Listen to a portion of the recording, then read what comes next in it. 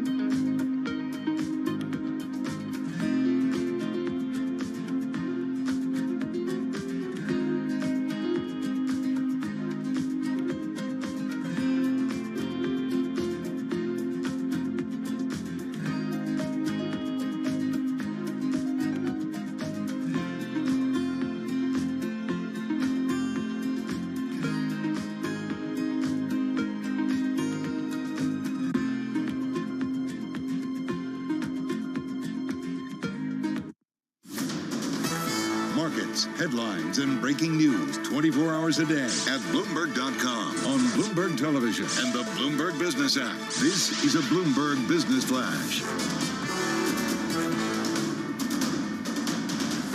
And I'm John Tucker in the Bloomberg Newsroom with this Bloomberg Business Flash. Stocks right now following the Asian markets higher, and traders assessing stimulus measures from Beijing, also looking ahead to the jobs data that we get Friday here in the U.S.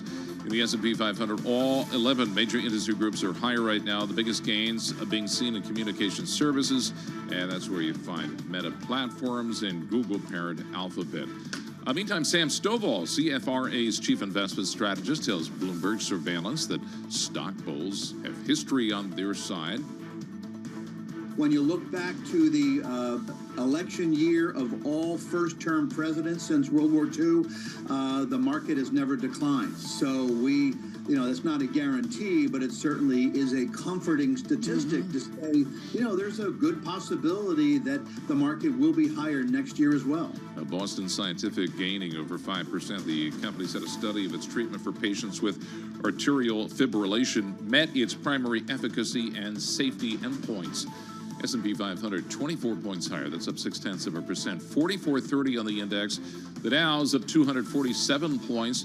The Nasdaq 100 is 70 points higher right now, up about 0.5%. Two-year yield is unchanged, 5.07%.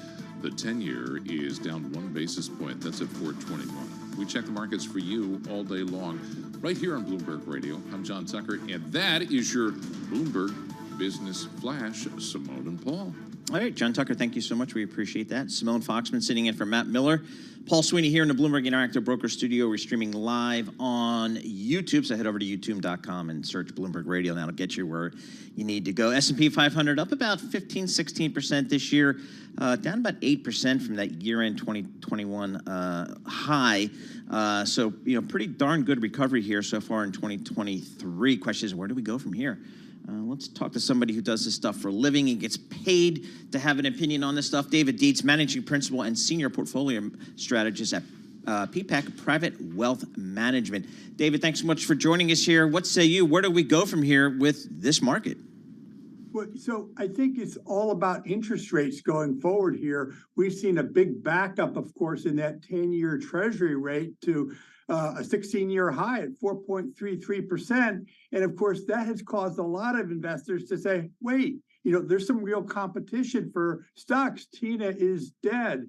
But, going forward here, we think there's good reason to be optimistic that interest rates have seen their peak in this cycle and could start to drift down. Why would that be? Obviously, we heard from Jerome Powell on Friday that they're not continuing to raise interest rates automatically.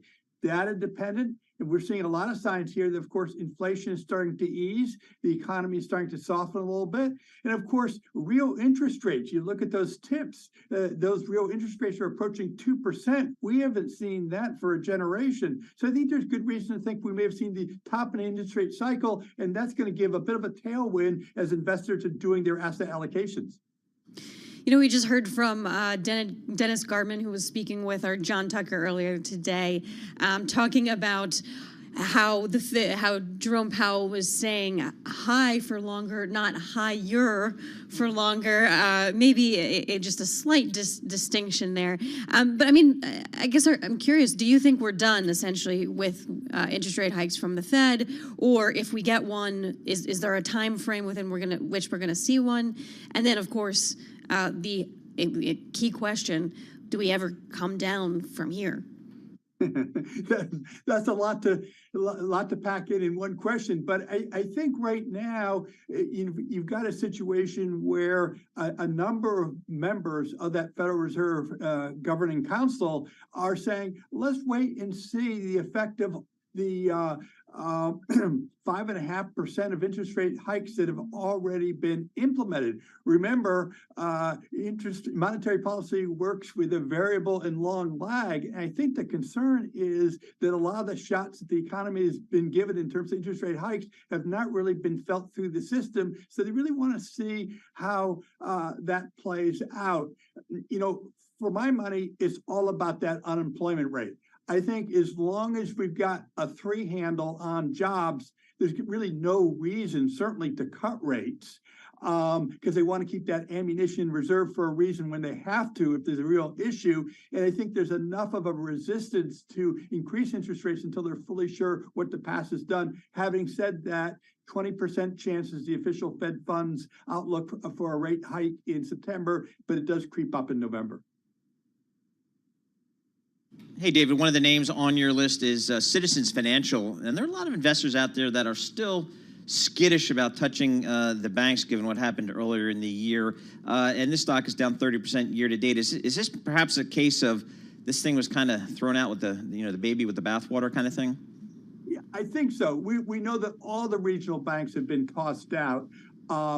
Citizens Financial was as high as 45, like in early February. Now it's in the upper 20s and so forth. But I look at the history. I look at the franchise. This is the company started 1828. So Citizens has been through it before, whether it's the Civil War, the Great Depression, and so forth, and has come out looking pretty here. It's primarily in the Northeast, about 5 million customers and so forth. What I like about it is, people are treating some of these regional banks as just pure commodities. Oh, they can't make money because the net interest margin is too tight. But the flip side, of course, is they've got strong relationships with business people and small businesses in their community. Those cannot be duplicated by an online competition or a money market fund. And so I think that's going to help them come through. And if we're right that perhaps we've seen the top of some of the interest rate cycle here, that net interest margin could start to spread. Of course, there is concerns about loan portfolio. Citizens Financial has a strong record in terms of underwriting expertise and so forth. But of course, all bets are off if we have a harder landing than is currently expected. Shift gears slightly. You also highlight Pfizer as a potential pick here. Is that similar to this, defensive strategy play, given where we are with equities overall, or is this because they have these incredible diabetes weight loss drugs that might blow everyone out of the water?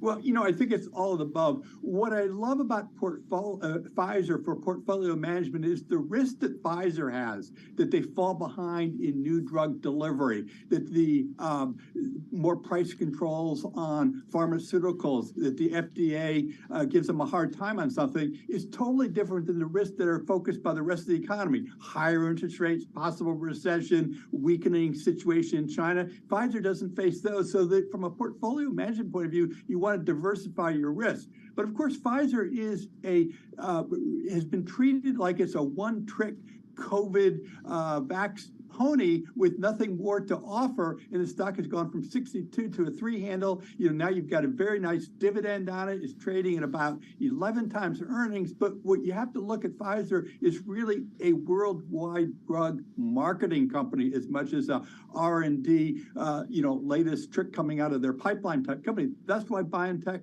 merged with Pfizer, and so not merged with Pfizer, partnered with Pfizer. And so I think there's going to be a lot of interesting drug discoveries out there with smaller companies. They're going to need a company like Pfizer with the marketing and development heft, and I think that's going to really help Pfizer. And I think, of course, maybe COVID is not done. Of course, we've got the E5 variant that's coming through. They still got that Paxlovid therapeutic, which is really the best thing if you do have a problem with COVID. And so we think that with their diversity, with their strong management under Mr. Boras, this is a great opportunity to get into a blue chip drug name.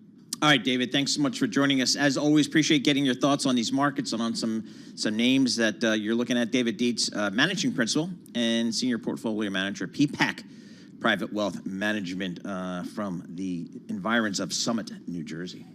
Yeah, it's interesting what's been coming up, and clearly Pfizer within this realm of David's, but healthcare and energy, and people have very split views on energy, but it's seen as potentially defensive plays after a long stretch of gains. And Pfizer, you look at the stock. Again, it's down about 30% year to date, but it's had obviously with the pandemic and the vaccines, had a great run up through in 2022 when it was so tough for equities and debt to perform. So we'll keep an eye on that. But that was some interesting names we got from David Dietz. This is Bloomberg. Let's get some company news right now with Lisa Mateo. Hey there, Paul. Apple's major suppliers list in 2022 shows that 80% of its manufacturing partners have a footprint in China. Now, that list is set to change as the tech giant turns to India and Vietnam. But Bloomberg's Debbie Wu says China will still continue to remain a big player in Apple's supply chain, at least in the short term. Still, I mean, we see the bulk of iPhones are still being made in central Chinese city of Zhengzhou, or what we call the iPhone city. And it is just hard for Apple to change that status quo overnight. It will need time for it to build up significant production capacity elsewhere. Meanwhile, Apple is looking to shake up the tablet market. Bloomberg's Erica Hershkowitz has that story. Apple will be giving its iPad Pro a makeover, marking the first major overhaul in 5 years. Bloomberg reports Apple's hoping to revive the market for its tablets. Demand for iPads and tablets in general is currently way down. The iPad generates the least amount of revenue among all of Apple's business segments. Now, shares of Apple right now, they're up just a fraction. And DoorDash is adding artificial intelligence to its voice ordering product to help restaurants take more customer calls. The feature will be added to its existing product offering that is powered by human call agents. The company says the AI will answer calls during peak times, allowing those workers to focus on the in-store hospitality. It will also be able to upsell, offering recommendations from the restaurant's menu. Shares of DoorDash right now, they are up, well, about 0.5%. Those are the company stories we're following this hour. We'll have more Bloomberg Markets in just a bit. I'm Lisa Mateo, and this is Bloomberg.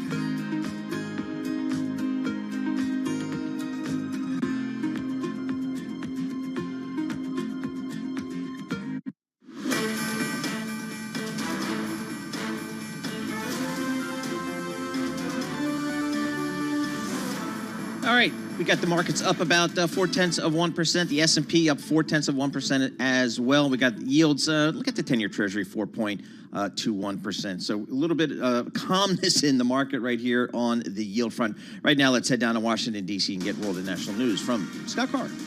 Thanks, Paul. Tampa Bay, Florida is under a hurricane and storm surge watch ahead of Tropical Storm Idalia. The National Weather Service says hurricane force winds are possible within the next 48 hours, and water from the coast is expected to rise and move inland. Forecasters say peak winds could reach 40 miles an hour. Gusts could be higher. The metro Atlanta area could also feel some impact from Idalia as it moves through the Gulf of Mexico. The judge assigned to former President Trump's federal election fraud case is expected to set a trial date today. We get more from Bloomberg's Steve Rappaport. Trump's legal team has requested to postpone the trial until 2026 due to the amount of evidence his lawyers have to sort through. The Justice Department has pushed back on that request, arguing it would deny the public its right to a speedy trial. Special counsel Jack Smith's office is pushing for a January 2024 start date. Steve Rappaport, Bloomberg Radio.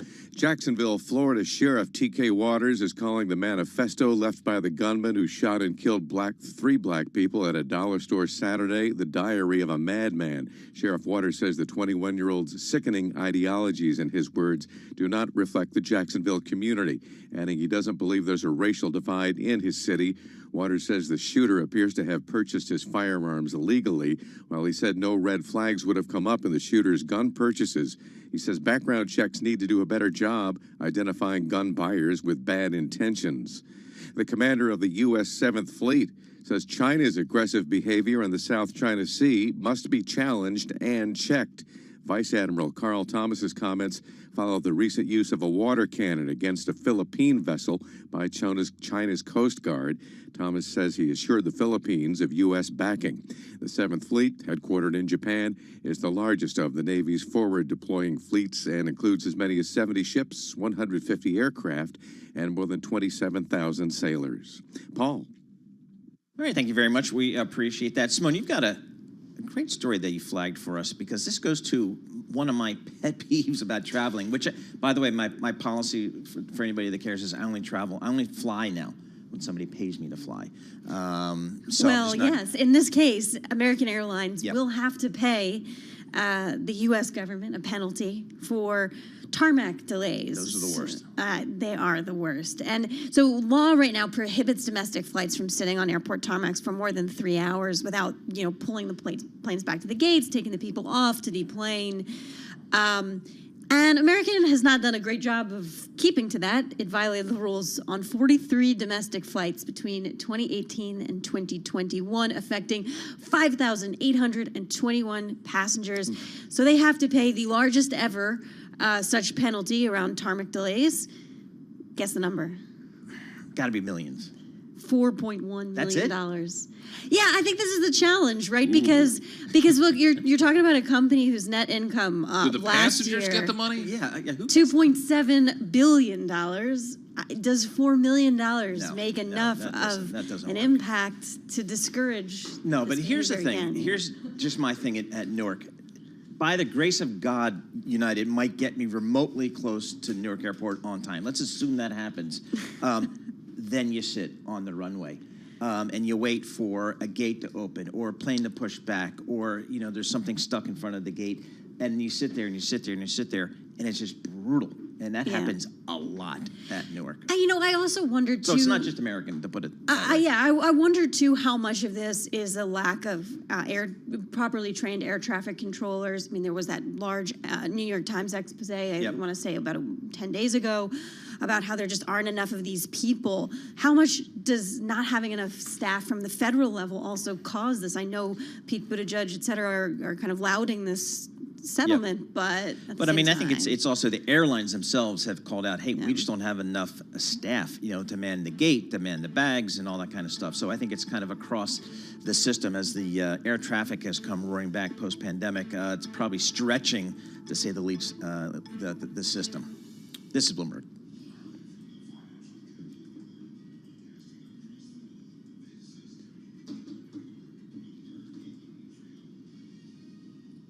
This is Bloomberg Markets with Paul Sweeney and Matt Miller. We got a lot of green on the screen here, but the volume is light. We constantly underestimate the strength of the U.S. consumer. This is a market that's much more optimistic or bullish than maybe the central bankers are. Breaking market news and insight from Bloomberg experts. There's still some concern out there in the market that there is room for things to deteriorate a little bit more than what they're indicating. As small and medium-sized businesses struggle, they don't present as much competition. The supply chain has still got dislocations globally and here in the U.S. This is Bloomberg Markets with Paul Sweeney and Matt Miller on Bloomberg Radio. All right, coming up in this hour, we're going to check in with Brooke Sutherland. She's the industrials columnist for Bloomberg Opinion. We're going to talk to her about industrial America, maybe check in on the legal troubles at Minnesota mining and manufacturing. That's 3M for you folks. And then Matt Winkler, the founder of Bloomberg News. He's the editor-in-chief emeritus. He is bullish on Los Angeles, and we'll get the data behind that. He's going to zoom in from his holiday. Then we're going to talk Euro equity outlook with Leon Cable, portfolio manager at DWS Group, joins to discuss the German equity market and the outlook for European equities in general going forward here. But first, let's check in with John Tucker and get the Bloomberg Business Flash. John. All right, thanks, Paul. Stocks advancing at the start of the week. That's pretty jam-packed with economic data. Mega caps right now, they're mixed. You have Google parent Alphabet gaining. NVIDIA, that is pushing lower. One of the biggest drags right now in the broader indexes. The message from the meeting of the central bankers in Jackson Hole, Wyoming is high for longer. And Matt Maley, the chief market strategist at Miller Tabak, says that does create a headwind for stocks. The stock market is very overvalued. I mean, it got to almost 21 times earnings. Now that it's come down a little bit, it's a little bit cheaper than that, but it's still on the expensive side. I just think that the stock market is now finally waking up to the fact that we're not going to return to those zero interest rate environments that helped keep the stock market so elevated since 2021. Some of the most actively traded shares, Hawaiian Electric, that is surging, in fact. The utility said that owns the power lines says it had de-energized those power lines hours before that wildfire that killed at least 115 people in Maui. Right now, the S&P 500, 17 points higher. That's up 0.4%. Dow Jones Industrial Average up 194 points. That's a rise of 0.6%. The NASDAQ 100, 44 points higher. That is up 0.3%. And in the yield space, the 2-year pretty much unchanged, 5.07%. The 10-year 1 basis point lower. That is at 421. And we check the markets for you all day long, right here on Bloomberg Radio. I'm John Tucker, and that is your Bloomberg Business Flash. Simone and Paul. All right, John Tucker, thank you so much. We appreciate that. Simone Foxman, Paul Sweeney, live here in our Bloomberg Interactive Broker Studio. We're also streaming live on YouTube, so you can head over to youtube.com and search Bloomberg Radio. Jess Menton joins us here in our Bloomberg Interactive Broker Studio. She covers all the markets for us. And Jess, we got some green on the screen today. We do. What are you looking at? Happy Monday, Paul. Absolutely. And Simone. Always great to be with both of you. So taking a look at some of the individual movers this morning, we've talked a lot about 3M, so that's ticker symbol MMM. Obviously, that stock continuing, I mean, it paired a little bit of its gains from earlier, but still up about 4%. So on track for its best day since July 25th. So that does come on the back. As we know, Bloomberg News did report the company has tentatively agreed to pay about $5.5 billion to resolve more than 300,000 lawsuits claiming it sold the U.S. military defective combat earplugs. Paul and I actually were discussing this earlier this morning before the opening bell. So when you put that into context with the dollar amount, the sum is about half of the roughly $10 billion that financial analysts were predicting that 3M could end up paying over those allegations. And analysts at Barclays had actually estimated the company's potential liability would have been around $8 billion. And Bloomberg Intelligence actually was calculating it that it could be as much as about $9.5 billion. So that's why you are seeing that stock continuing to move higher in morning trading. Another one I wanted to point out, though, is VinFast Auto. That's ticker symbol VFS. Oh, yeah. Now, this has been on a wild ride here. If you look at that stock, up another 22% here. And so really extending this volatile run that we've seen for this Vietnamese EV maker that went public earlier this month through merging with a blank check company. 3 shares outstanding or something like this? Right. What is the story? And also, if you look at this market cap, It's actually, so this sits at around $160 billion, actually north of that. Nope, 195 billion as of right now. Right, exactly. Holy So when you cow. take in today's, Okay, thanks. So this was heading into the opening bell, it was around 160 billion. Now when you put up to where it's trading now, even more than that. So to put that into context, that's more than if you combine GM and Ford. Oof. Right. So is there any news out of the company or anything like that? So it obviously is raising this question about, that is, I feel like, very familiar when it comes to EV investors. Just how long can it hold these types of gains? Because as we know, where's Matt Miller, right? We know that he's off in Spain, but Rivian and Lucid are among those now trading well above their peaks. But even though Matt is off in Spain, it didn't prevent him from posting on LinkedIn about this Nissan Z that he just previewed, but he was pointing out that I apparently don't know how to drive stick shift, and so he wanted to call me out for that. But in general, to your point, Paul, when you're looking at a company like this, it's a loss-making company. Once again, we've seen this a lot in the EV space, so it's continued this volatile run, but we've seen those, and it also raises questions similar to what we've seen with, obviously, Rivian and Lucid, right, about what kind of trajectory it could be past. But this is something where each day it's been really swinging pretty wildly. I see a lot of hedge funds. I just pulled up the holders list. A lot of hedge funds, a lot of people just kind of getting into this thing. It almost begs the question, let's go sell some equity here. Yeah, but it's apparently very dangerous to be short, right? Because there's just so little of this paper outstanding. And there's no revenue here, right? Right. I'm just looking at the FA screen, and for the trailing 12 months, June 30th, 2023, zero revenue. So I don't know. What do you do here? And have we heard anything from the company? Did they say anything? Okay. All right. No, and so that's going to be something that obviously is going to continue to be on investors' minds this week to see how this continues to trade. Another company that Wait, can I ask a question? Can you be a meme stock without a full meme? Without the public support of sure, it's kind of like, what's the telltale hallmark signs of meme stocks? Usually we think of, obviously, some of those pandemic type names, like the AMCs and the GMEs, especially in early 2001, right? But I don't know if this would go into that category just yet, just given, when you think about some of the volatility that we've seen with a lot of the EV sort of names, I don't know if I'd put it in that category just yet. Yeah, we think of those names as like having a lot of public support from the common man, sticking it to the hedge fund. Right. For this one, it's a little bit of a different story for that one. So not quite there. All right, we'll keep an eye on that one. And then something else, I think, from more of a technical perspective that I've been keeping a look on is 4440 is something that technicians have been watching.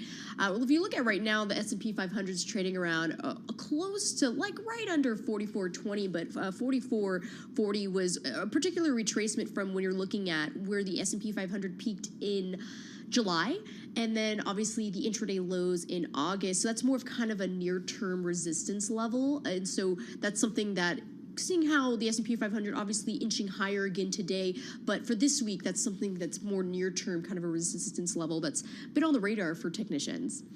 All right, Jess, thanks so much. We appreciate that. Good stuff as always. Jess Menton, she covers all the markets for Bloomberg News, joining us here in our Bloomberg studio in Midtown Manhattan. we're talking about VinFast, what a crazy name that is, story that is.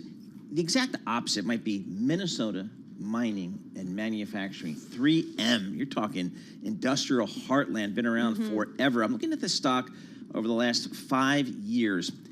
It's down 10% on a compounded annual basis, whereas the S&P is up a little more than 10%. So really underperformed the market. But they're in the news today, and we want to talk about 3M. We want to talk about industrial America and what's happening out there. Brooke Sutherland, she covers all of that so well for us. She's a columnist covering industrials and deals for Bloomberg Opinion. She joins us live here in our Bloomberg Interactive Broker Studio. So 3M, I guess the story today, Brooke, is agrees to pay more than $5.5 billion over combat earplugs. Can you give us the background of this story? Sure.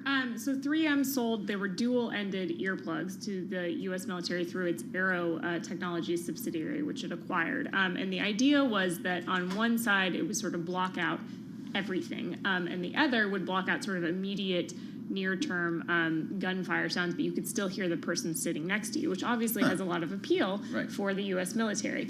But the veterans have claimed that these earplugs did not in fact work and left them instead with hearing loss and tinnitus. And so this has been sort of a mushrooming legal challenge for 3M. Veterans were increasingly winning bellwether trials, and 3M then made the move last summer to put the Aero Technologies subsidiary into bankruptcy as a means of sort of speeding up the resolution of those claims. Now, a judge earlier in June said, you can't do that. This is not a valid reorganization purpose. And the company was appealing that, but it looked like a rocky road. We've seen J&J run into legal challenges with a similar ploy involving some of those talc claims for that company. And so it looks like the company, 3M, is instead moving toward a settlement, which makes sense. I mean, this was really the only way that this probably was going to end for the company.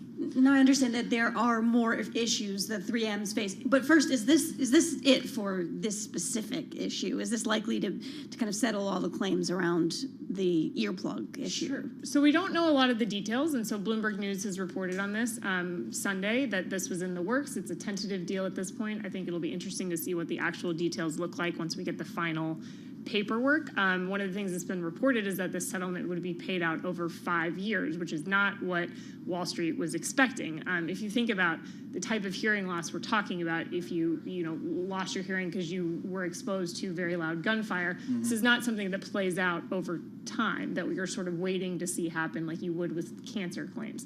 So I think analysts had been bracing for more of sort of an upfront payment.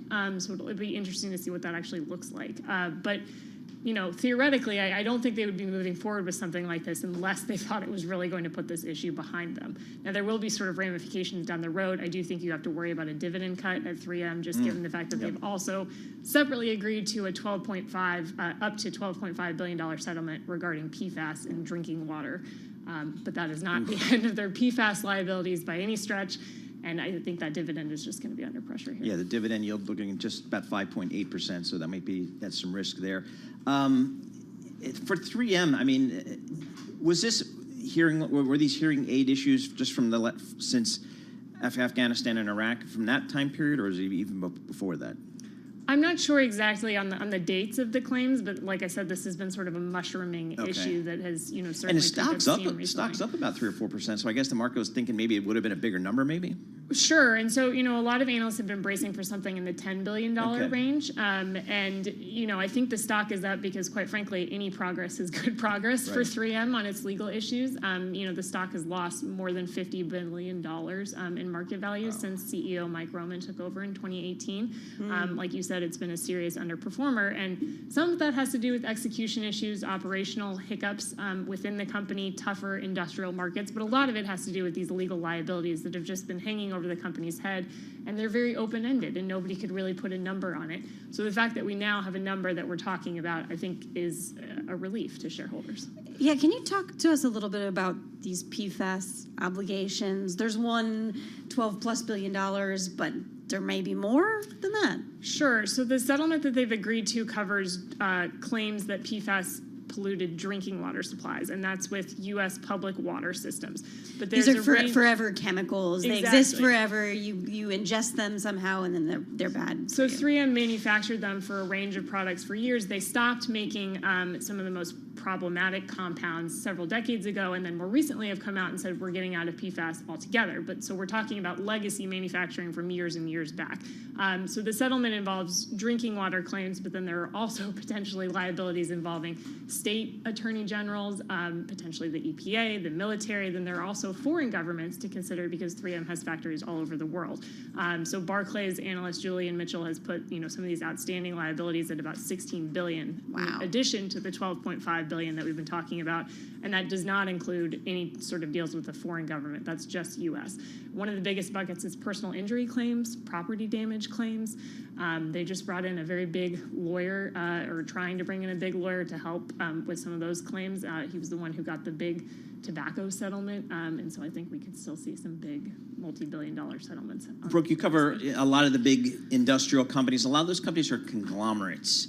And conglomerates, it seems like from time to time, are in favor. Sometimes they're out of favor. I've pitched it both ways as a banker, which way the winds are blowing. You have a fascinating column out on that. Where are we now with just conglomerates? Do investors like them? Do they not like them? What's going on?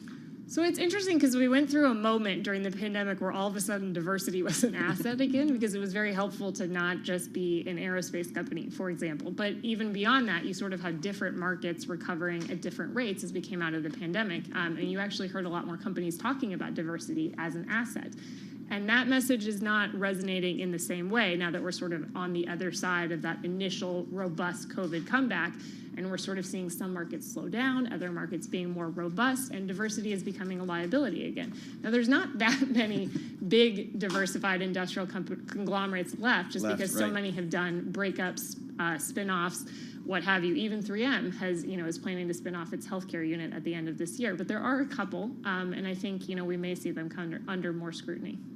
Is this a cyclical sort of thing? Because are there various times, over when you look over periods of decades where it helps to be diversified because it helps insulate you from some risk, and then all of a sudden, the market recovers and activists say, get rid of your XYZ division? It definitely is cyclical. And to your point, it's one thing to argue that diversity is a liability, and then when times get tough and you're just an aerospace company, then the numbers don't look so great. But, I do think it goes in waves. And one of the comments that the industrials always make is if you look outside of manufacturing, look at finance, for example. Some of the big banks are in a wide variety of businesses. Look at the tech companies. Amazon will deliver goods to your front door, but then they also sell cloud computing services, and they own Whole Foods. And so there is, a number of examples of conglomerate out there in the markets. And I think one of the ironic things is for all the times that this business structure has been pronounced dead, it actually has quite a lot of staying power and just reincarnates itself into sort of different visions. What are you working on these days? What's the next cool thing coming out of your Bloomberg terminal? Oh, well, all kinds of things. But certainly watching this diversity issue and how it plays out, I think will be really interesting. And we haven't really seen a lot of activist investors in the industrial sector for a while. The last big time I can remember somebody pushing for changes at an industrial conglomerate was in 2019 with D.E. Shaw and Emerson Electric. And so it's been a while. And Emerson did do some things, They right? did break up, although that was not so much... I don't know how much that was connected to the activists. They got a new CEO who had a lot of energy and a lot of vision for what he wanted this company to look like, and I think that was sort of more the driving force in that case. But we really haven't seen that many activists in industrials, which is fascinating. And so I wonder if, now that sort of the pendulum is swinging the other way on diversity, diversity of businesses, if we might see, some activists come out of the woodwork and take a look at these companies. Honeywell stock in particular has been under pressure since they announced a CEO change, and I think investors are just sort of waiting and watching to see what that new CEO, Vimal Kapoor, might do with that mix of businesses. They're sort of the last remaining really big industrial conglomerate that has not done a massive spinoff. They spun off 2 smaller businesses in 2018, but we haven't seen the kind of full-scale breakup we've seen elsewhere. All right, Brooke, thanks so much for joining us. As always, Brooke Sutherland, columnist. She covers industrials and deals for Bloomberg Opinion, joining us here on all things industrial, including Minnesota mining and manufacturing.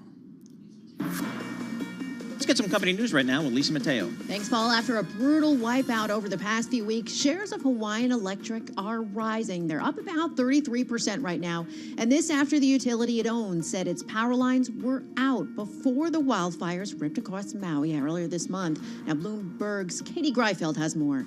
That fire on August 8 apparently was caused by falling power lines. The company did say that. But Hawaiian Electric also said in that statement today that the second blaze that swept through Lahaina, it started more than 6 hours after they shut down their power lines in that area. And of course, this statement comes after Hawaiian Electric was sued by both investors and Maui County last week. They claimed that the utility, it didn't cut its power, and it also failed to take safety measures to contain the fires. Now, Hawaiian Electric countered, saying that it was surprised by that lawsuit. Well, to retail where discounts could be making a comeback, Bloomberg's Kimberly Adams reports. Shoppers have become more choosy and frugal, and stores have to work harder to get people to spend money. Executives of several chains have said recently that they're bringing back promotions to drive up consumer demand. Sales and discounts became rare during the pandemic when supply chain issues made it hard for stores to keep up with demand. Now, most recently, Foot Locker told shoppers to expect some deals. Shares of Foot Locker right now, they are up about 3.5%. And Bath & Body Works says it's going to begin hiring seasonal workers for the 2023 holiday season, bringing on 30,000 employees both in-store and at distribution centers. Shares of Bath & Body Works right now up about 1.5%. Those are the company stories we're following this hour. I'm Lisa Mateo, and this is Bloomberg.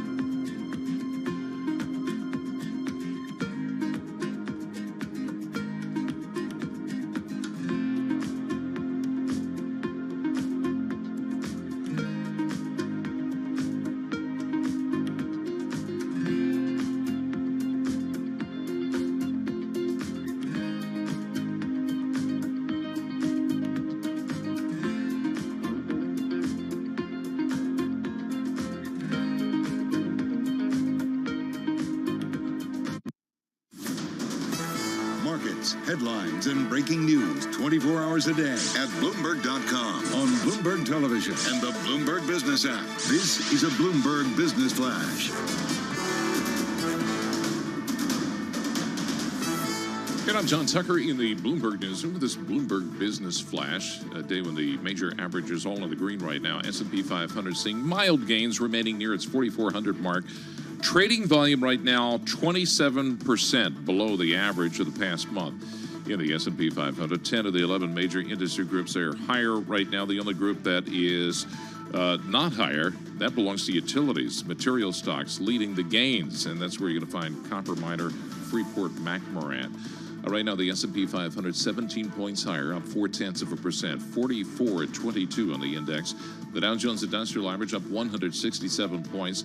The NASDAQ 100, 43 points higher. That's up 0.3%. As for yields, the two-year yield right now relatively unchanged, 5.06%. The 10-year, 2 basis points lower. That is at 4.21. And we check the markets for you all day long. Right here on Bloomberg Radio, I'm John Tucker, and that is your Bloomberg Business Flash. Simone and Paul. All right, John Tucker, thank you so much. We appreciate that. As always, Simone Foxman, Paul Sweeney, here live on Bloomberg Radio in the Bloomberg Interactive Broker Studio. We're live on YouTube as well, streaming there, youtube.com. See our pretty faces. Yeah, exactly right. YouTube.com. Just search Bloomberg Radio. Our next guest, I would say, just feels like consistently bullish on the state of California. Several weeks ago, we discussed San Francisco, and the numbers bear out a bullish outlook there. Today, it's the City of Angels, Los Angeles. Matt Winker joins us. He is the founder of Bloomberg News. He is the editor emeritus right now of Bloomberg News, joining us via Zoom. Matt, when I think LA, I think Hollywood because I'm a former media analyst, and Hollywood's kind of on its backside these days with the actors on strike, the writers on strike. Tell us about what the numbers show you about the health of the LA economy. Always great to be with you. And truth be told, it's not just Hollywood actors and screenwriters. At some point this year, you've had airport shuttle drivers, boat captains, crane operators, sanitation workers, heavy-duty mechanics, custodians, longshoremen, which handle, by the way, 40% of U.S. imports from Asia, and nurses and school teachers, all on strike. However, that pervasive perception of paralysis, if you like, is really belied by the reality that not only does Los Angeles still work, its 10 largest publicly traded companies are number one in sales and employee growth among the same group of firms based in each of the 10 most populated U.S. cities, now and for the foreseeable future. And what are we talking about? The 10 run the gamut from banks, financial services, insurance, to consumer discretionary, staples, and industrials, healthcare. They're doing better as a group than any top 10 companies in any of the top 10 U.S. cities. Now, does this analysis that you've done here apply to having more people work from these firms in LA itself, or is it just simply that these firms are based in LA, they're successful? I guess I'm trying to connect the home base of these companies and actually bringing benefits back for the city itself. Okay, so that's a great question. And of course, none of this would be meaningful unless, as you query, all of the people we're talking about are in LA proper. And we are talking about employee growth within Los Angeles, not outside Los Angeles, inside Los Angeles. And there really is no city that, comes close to this double-digit sales gain from its top 10 firms. San Jose, by the way, is the closest firm at 10%, and LA is way above that, and way above Chicago, Phoenix, Philadelphia, San Diego. They're all distant also-rans. San Antonio and Dallas are going to have average revenue declines. So LA really is out front here, and employee growth, it's the same story all over again. So, and you can see that, by the way, on the Bloomberg terminal. If you were to graph Los Angeles, for example, against the Russell 3000, which is big and small companies alike, publicly traded, the gap between the two has widened. It may be close to a record, actually, right now. Hey, Matt, if I were to listen to the leaders of states like Florida and Texas, I would get a different narrative. It seems like everybody's leaving California, the high taxes, that's not pro-business. They're coming down here to low or no tax states. What does the data show you? You could fit Florida, maybe a couple of them, inside California. Yep. Without missing a beat. Exactly. You could fit probably all of corporate Florida inside of LA and not miss a beat. The point is that California is huge, all right? Let's be clear about this. So there's been according to the census, a 3% decline in population since 2020 in Los Angeles. Having said that, California is 39 million people, okay? That's at least 10 million more than any other state. Texas is number 2. And then corporate California dwarfs corporate anywhere, corporate Texas, corporate New York, corporate Florida. You could fit any of those economies comfortably into California without so much as a bulge. That's the reality. And, look, George Orwell said this best. He said, to see what is in front of one's nose needs a constant struggle. And that's really the reality for California, and particularly Los Angeles, is that it's a very diverse city. By the way, it's still got the largest manufacturing base, that's 500,000 plus people, of any city in the United States. So it's not only, a place where you have, if you like, Hollywood screenwriters, but you also have aerospace going back decades. And that's just a bigger footprint than anywhere else. Interestingly, Los Angeles is one of those places that's struggling with these empty office, or not empty, but much high office buildings with very high vacancy rates, to the point that their owners are sometimes giving the keys back to the banks. Do you get any sense of how Los Angeles is going to tackle that problem? Is it any different than somewhere like San Francisco might be trying to tackle that problem? Well, look, it's early days. We're talking about a period really since the pandemic, which was unprecedented in our lifetime. So who's to say, what kind of calamity this really is? Certainly in the short term, it seems so, but look, one of the people that we have followed closely is a 33-year-old co-founder and chief executive officer of a company called Relativity Space. It's an 8-year-old startup, made the first 3D printed rocket to enter space. That's the 110-foot Terran 1. It's the largest metal object 3D printed. Okay, it's right in the backyard of Los Angeles. It's actually in Long Beach, but it's close enough, and their offices are in Los Angeles.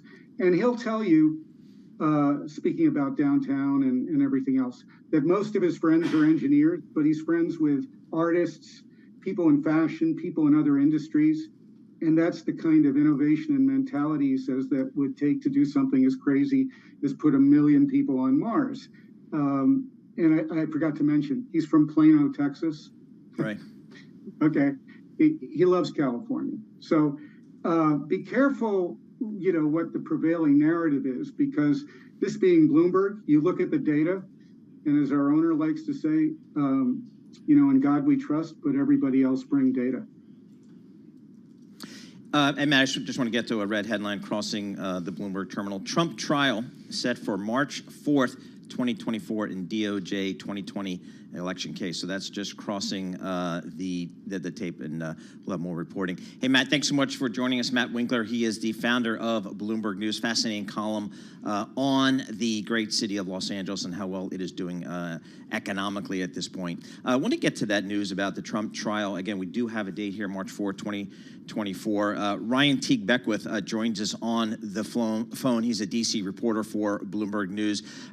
Brian, what do you make of this? How important is this that we actually have a date now? Yeah, I think you could start calling this date Super Monday because March 5th is Super Tuesday, when, as I think most people know, a lot of states will be voting in the presidential primary. So this all but ensures that as voters go to vote in that primary, they will be thinking about this federal election case. I don't know if that's going to help Trump or hurt him among the Republican primary voters, probably help him a little bit more. But as with the mugshot coming out the day after the debate, it just ensures that this stays top of mind as everyone is voting. Okay, so slot this in within some of the cases that Trump faces. Is this number 2 then, or number 3? Where does this fall? Geez, I pay more attention to the primary calendar than his lawsuit calendar, although it's getting hard to disentangle the two. I know that he has the New York case coming up as well. I think that's in January. But, all these dates right now are pretty flexible because the judges have to take into consideration the fact that he has these other trials, too. And I think we don't even know what's going to happen in Georgia, but some of the co-defendants in that case are asking for speedy trials, saying they want to have this wrapped up in October. So if those move ahead quickly, you could see those, even maybe that case against him, moving ahead quickly as well. So I don't think that I can give you a, oh yes, this is the exact order they're going to happen in, because I don't think any of those dates are going to hold. But I do think that he's going to face trials early next year in one or more of these cases. Well, I have a feeling this is something we're going to continue to cover as we get more updates on this. I think we will. Ryan Teague Beckwith, thanks so much for joining us here. Ryan is a D.C. reporter covering all things on the political front. And again, we now have a trial for the federal trial, or we have a date for the federal trial of former President Bush. Right now, let's head down to Washington, D.C. World and National News with Scott Carr. Indeed. Thanks, Paul. A March 4th, 2024 trial date now set for former President Donald Trump's federal election fraud case. Citing the amount of evidence expected at trial, Trump's lawyers had asked it be postponed for 3 years. Lawyers for the Justice Department said putting it off for that long would deny the public its right to a speedy trial. Special counsel Jack Smith's office has been pushing for a start date in January. Donald Trump remains the Republican frontrunner for the 2024 nomination, though a new poll shows the former president has lost some ground following the first GOP debate. We spoke with Bloomberg's Ryan Teague Beckwith about that. He says the new numbers hold a glimmer of hope for Trump's opponents. The good news for people who are running against Donald Trump is that the latest poll taken after the debate showed that there were some people who were maybe giving them a second thought, giving them a new chance, and that there was more people who were losing interest in Trump. The bad news is that he was still at 50%. So that's down 6 percentage points from Emerson College, their pre-debate poll. but that's not enough to really put him at any danger just yet. Bloomberg's Ryan Teague Beckwith. The poll shows Florida Governor Ron DeSantis in a distant second place at 12%. The U.S. Open kicks off in New York City today with Novak Djokovic and Coco Gauff on the schedule. It's a comeback attempt for the second-seeded Djokovic after he fell to top seed and defending champion Carlos Alcaraz in the Wimbledon final last month. Djokovic will try to win his 4th U.S. Open and a 24th Grand Slam title. Meanwhile, 19-year-old Gauff is still seeking her first major championship. On the women's side, Iga Swiatek will be looking to defend her crown as the top seed in the women's draw. Global news 24 hours a day, powered by more than 2,700 journalists and analysts in over 120 countries. I'm Scott Carr, and this is Bloomberg.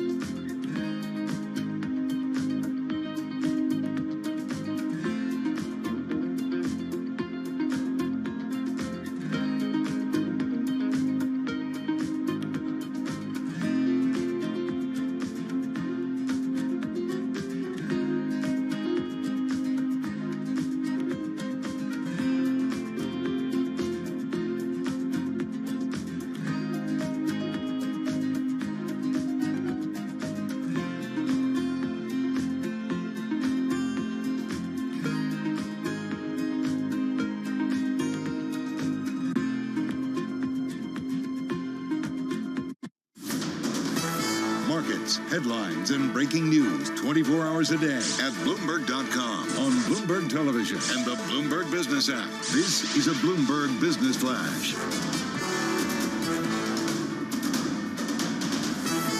And I'm John Tucker in the Bloomberg Newsroom with this Bloomberg Business Flash. The stock's kicking off a new week on a positive note right now. You have 10 of the 11 major industry groups in the S&P 500. They are higher. Material stocks are best performers right now. The trading volume, that's about 27% below the average this time of day. It is a heavy week of economic data. Thursday, investors are going to parse the preferred gauge of inflation for the Fed. That's the Personal Consumption Expenditures Price Index. And then you have the August jobs report that's due Friday. Phil Orlando at Federated Global among investors looking for a pullback in stocks right about now. We've been looking for, let's call it a 10% correction in stocks over the course of the August, September, October period, which would be seasonal. In the first, 7 months of the year, the tech stocks have dramatically outperformed the rest of the market, and we felt that there would be sort of a reversion to the mean during this, third quarter period.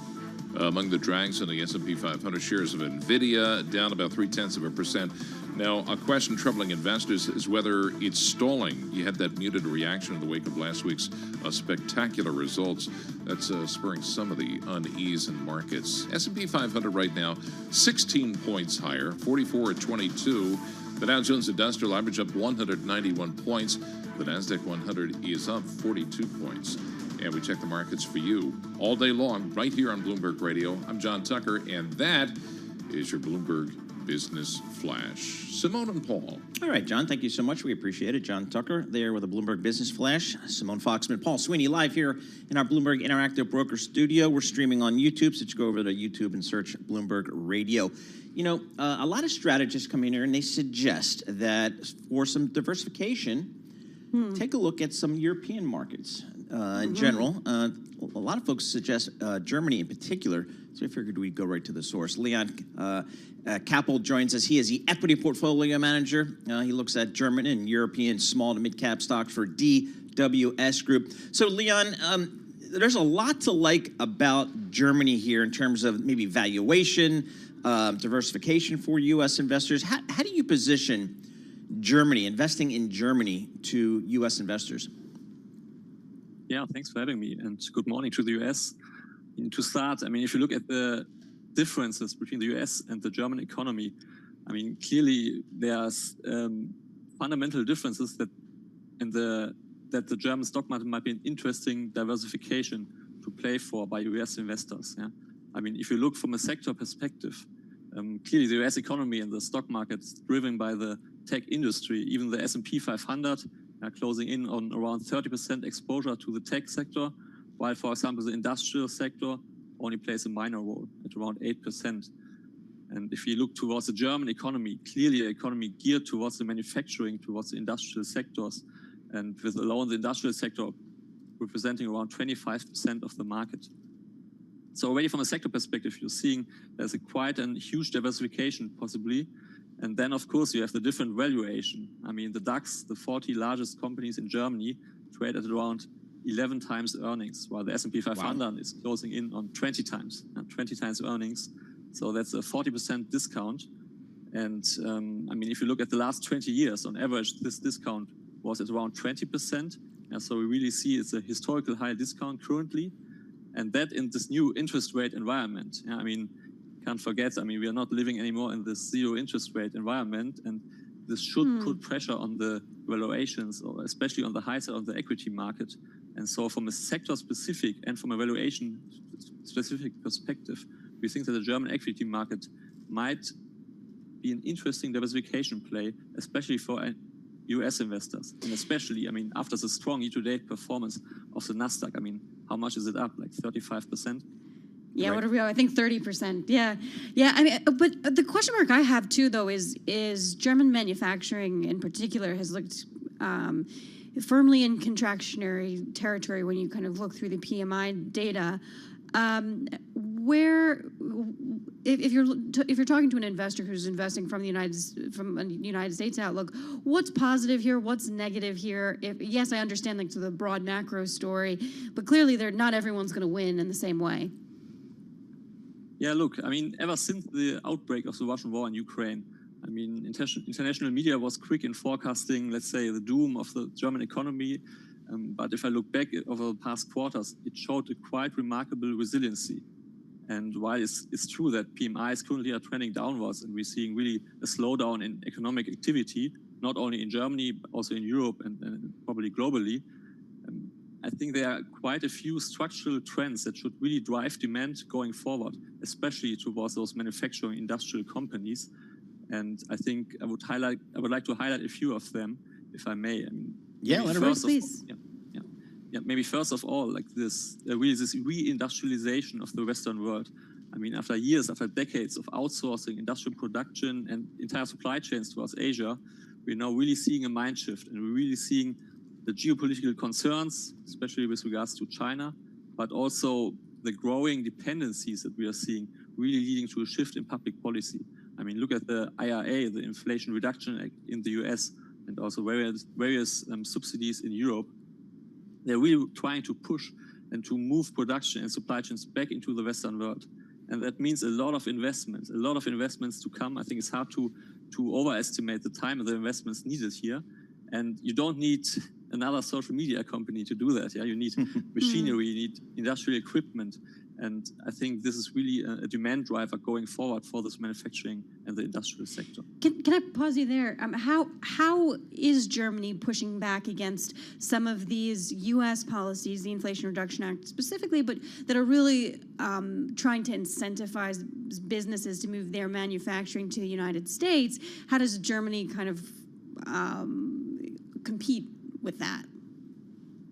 Yeah, I think this question is spot on because, of course, the US is always faster in the European Union and also the German policies in really driving these new shifts in public policy. But you can't forget that the German companies, they are not dependent on the investments into Germany. We have global diversified companies. They're also benefiting, in my opinion, from this investment boom in the US. And to come back to your question, I think going forward, we'll see more and more subsidies also from European Union and specifically also from the German state to really also push this local for local supply chains. So after decades of using maybe Asia as a cheap production location, now moving back towards Europe and the US. Leon, talk to us about the energy risk in the German economy that was highlighted here with the Russian invasion of Ukraine. How are German companies, the German economy dealing with that? Yeah, look, I mean, that's another thing. If you look back, maybe last summer, I mean, you could read a lot of headlines about the pending blackouts of the German economy and the German society, but really saw the innovative power of the German economy. And also, if you look at right now, I mean, the energy prices are close to the level before the Russian invasion. Yeah, so really came down from the peak that we saw last year. And I would say the whole energy transition that this change in energy security is producing, I think, will be another investment driver for the many years to come.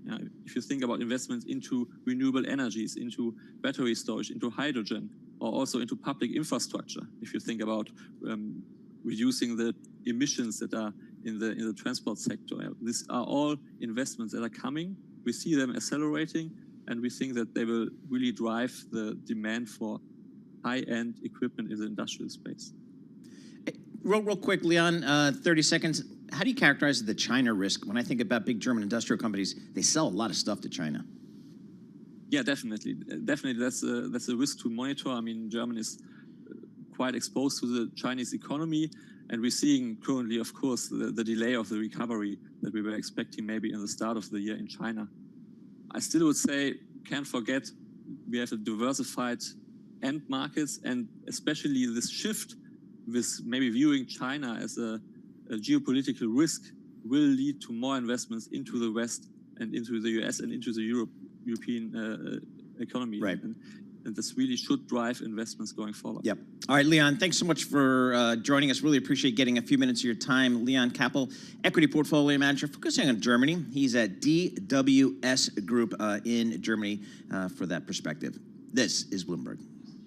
Let's go to Lisa Mateo right now for some company news. Thank you, Paul. Billion-dollar drugs are set to face their first U.S. price negotiations. Bloomberg's Erica Hershkowitz has that story. Some of the most widely used drugs in the country may be heading for lower prices under Medicare, a move that could save taxpayers billions of dollars and squeeze profits for big pharmaceutical companies. The government will release a list this week of 10 drugs the health program for the elderly will be able to negotiate for. Now, that list is part of the Inflation Reduction Act.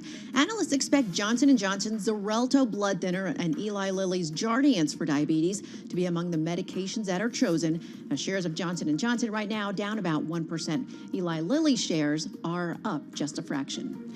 And no more complaining that there's nothing to watch on TV. Streaming services like Netflix and Disney's Hulu have plenty to offer. Bloomberg's Tracy Junkie reports. According to Nielsen, the TV ratings service, there are 2.35 million movies and TV shows on streaming services in 5 countries, including the U.S. And that number is almost 40% higher than it was just 2 years ago. Viewers might still find some things to complain about. Nielsen says it takes people 10 minutes on average to find something they want to watch, up from 7 minutes in 2019. Yeah, I could agree with that one. Shares of Netflix right now are down just a fraction. And speaking of Netflix, it wasn't always just a streaming service. Remember its DVD rentals by mail?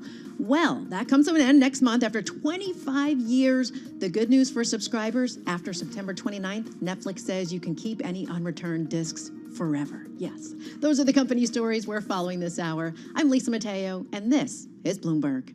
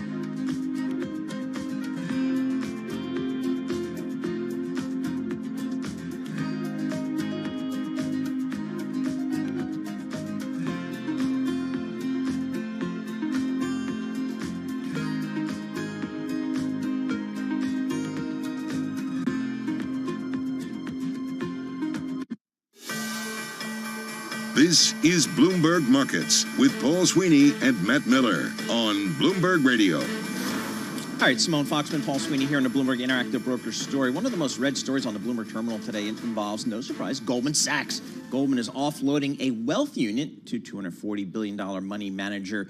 Sri Nanarajan reported that story. He joins us here in our Bloomberg Interactive Broker Studio. Sri, what is Goldman doing here? I thought they liked the wealth management business. Well, they still like the wealth management business, but what they're doing here is another strategic flip-flop, and we've seen a little bit of that over the course of the last 12 months. This is a RIA investment advisory business that purchased in 2019 for $750 million. Goldman has a dominant presence when catering to the ultra-rich, the ultra-high net worth individuals. No one does it better than Goldman. People who have $25, $30, $50 million per account. The mass affluent market is one where people could have $1 million account. Right? On average, $1.2, $1.3 million account is what they got when they purchased United Capital with about 22,000 clients. 4 years in, they've realized that really is not where they want to be. It has been a little bit of a drag on their profit pre-tax margins as well. So they've decided to shed that. They're selling it to this $240 billion wealth manager called Creative Planning, which is run by a very interesting gentleman by the name of Peter Mallouk. But for Goldman, what that means is you refocus your attention on the part of the business that you're really good at, which is serving the ultra-rich. It mirrors some of their stumbles with consumer banking, which is something we've spoken about a lot over the course of the last year. Again, another way to expand beyond their core roots and go into this retail banking markets. And in many ways, I think it's fair to call it an attempt that flopped.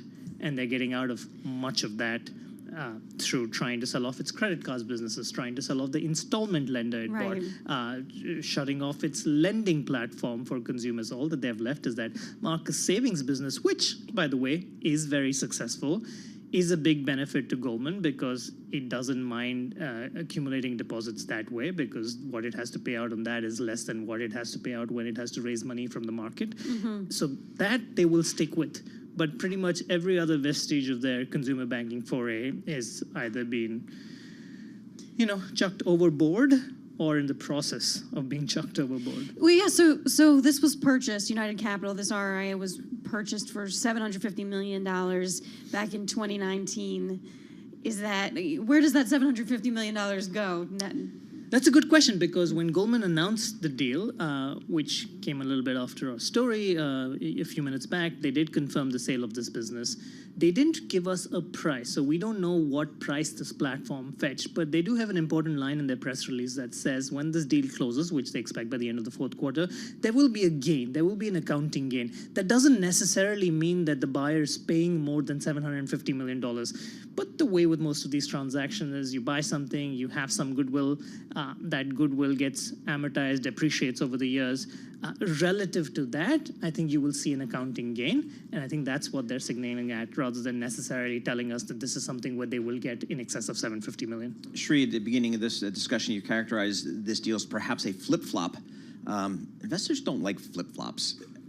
What's going on at the senior ranks of Goldman Sachs here? A lot of flip-flopping in terms of what they own, what they don't own, strategies. Two ways to look at it, right? When David Solomon took over in October 2018, there were two key pillars, which is expand the businesses you're really good at, grow earnings there.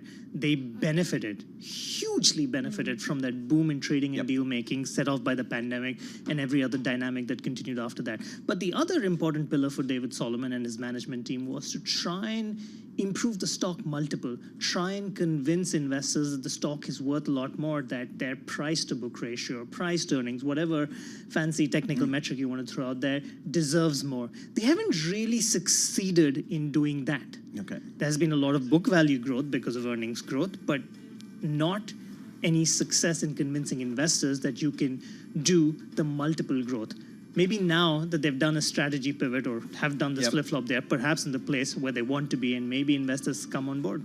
All right, Sri, thanks so much for joining us. Glad you could join us here in studio. Sri Nanarajan from Bloomberg News. He covers Goldman Sachs. He covers the big investment banks. He is all over Goldman Sachs, and including some of the recent changes in strategy. More markets now.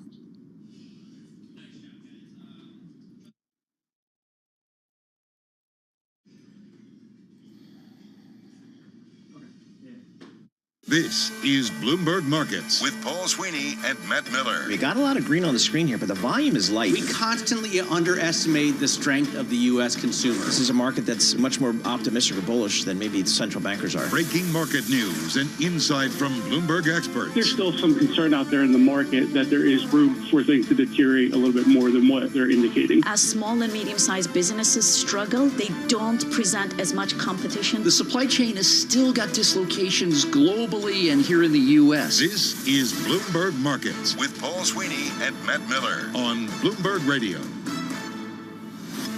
All right, coming up in this hour, we're going to check in with Jamin Patel at Bloomberg Intelligence. He covers Hawaiian Electric. Good news out for that company. They're now pointing the blame, not at the utility itself, but at the county. Stock is up 43%. We'll check in with Jamin and see what that means for the company. Plus, Phil Orlando, Chief Equity Strategist at Federated Hermes. He's going to join us to talk about this market. We love checking in with Phil. Always has a very clear and call on the markets. Then Eloisa De Castro, CEO at Enerpoly, joins to discuss the energy storage industry. So we're talking new energy there. Let's kick things off this hour like we do with Charlie Pellet. Much, and here's what's going on. The Dow, the S&P, NASDAQ, they're all advancing right now. Stocks rose, bond yields fell at the start of a week full of economic data that will help shape the outlook for Federal Reserve policy. The 10-year right now at 4.21%, with a 2-year 5.06%. Spot gold is moving higher by 0.5%, $19.24 the ounce. West Texas Intermediate crude up 0.4%, back above $80 a barrel now, 80.17 on WTI. Equity markets higher across the board, with the S&P at 44.19, up 13 points now. That is a gain of 0.3%. The Dow up 180 points, up 0.5%, while NASDAQ is up 48, higher by about 0.4%. Mega cap stocks are mixed. Google's parent Alphabet is gaining. NVIDIA shares are trading lower. Right now, NVIDIA is down 0.6%. Alphabet up by 0.3%. So a lot of economic data this week. What about the outlook for the U.S. economy? Phil Kemporial is portfolio manager at J.P. Morgan Investment Management, and he was a guest this morning on Bloomberg Surveillance. We are not predicting a recession. Our recession probability is 20%. Got as high as 40 in March. We're down to about 20% right now. And one of the things that we like are bonds, either having more interest rate sensitivity than our index, or having credit in the index that's giving similar returns to equities, but with less volatility. And again, we've got the 2-year at 5.06%, the 10-year 4.21%, S&P up 13, up by 0.3%.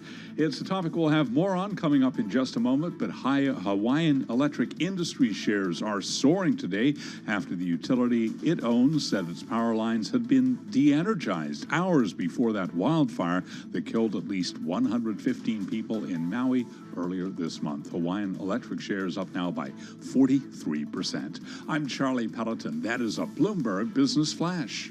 Charlie Pellet, thank you so much. We appreciate that. Simone Foxman, Paul Sweeney, we're here in the Bloomberg Interactive Broker Studio. We're streaming live on YouTube, so just head over to youtube.com, search Bloomberg Radio or Bloomberg Global News, and that'll bring you right where you need to go here.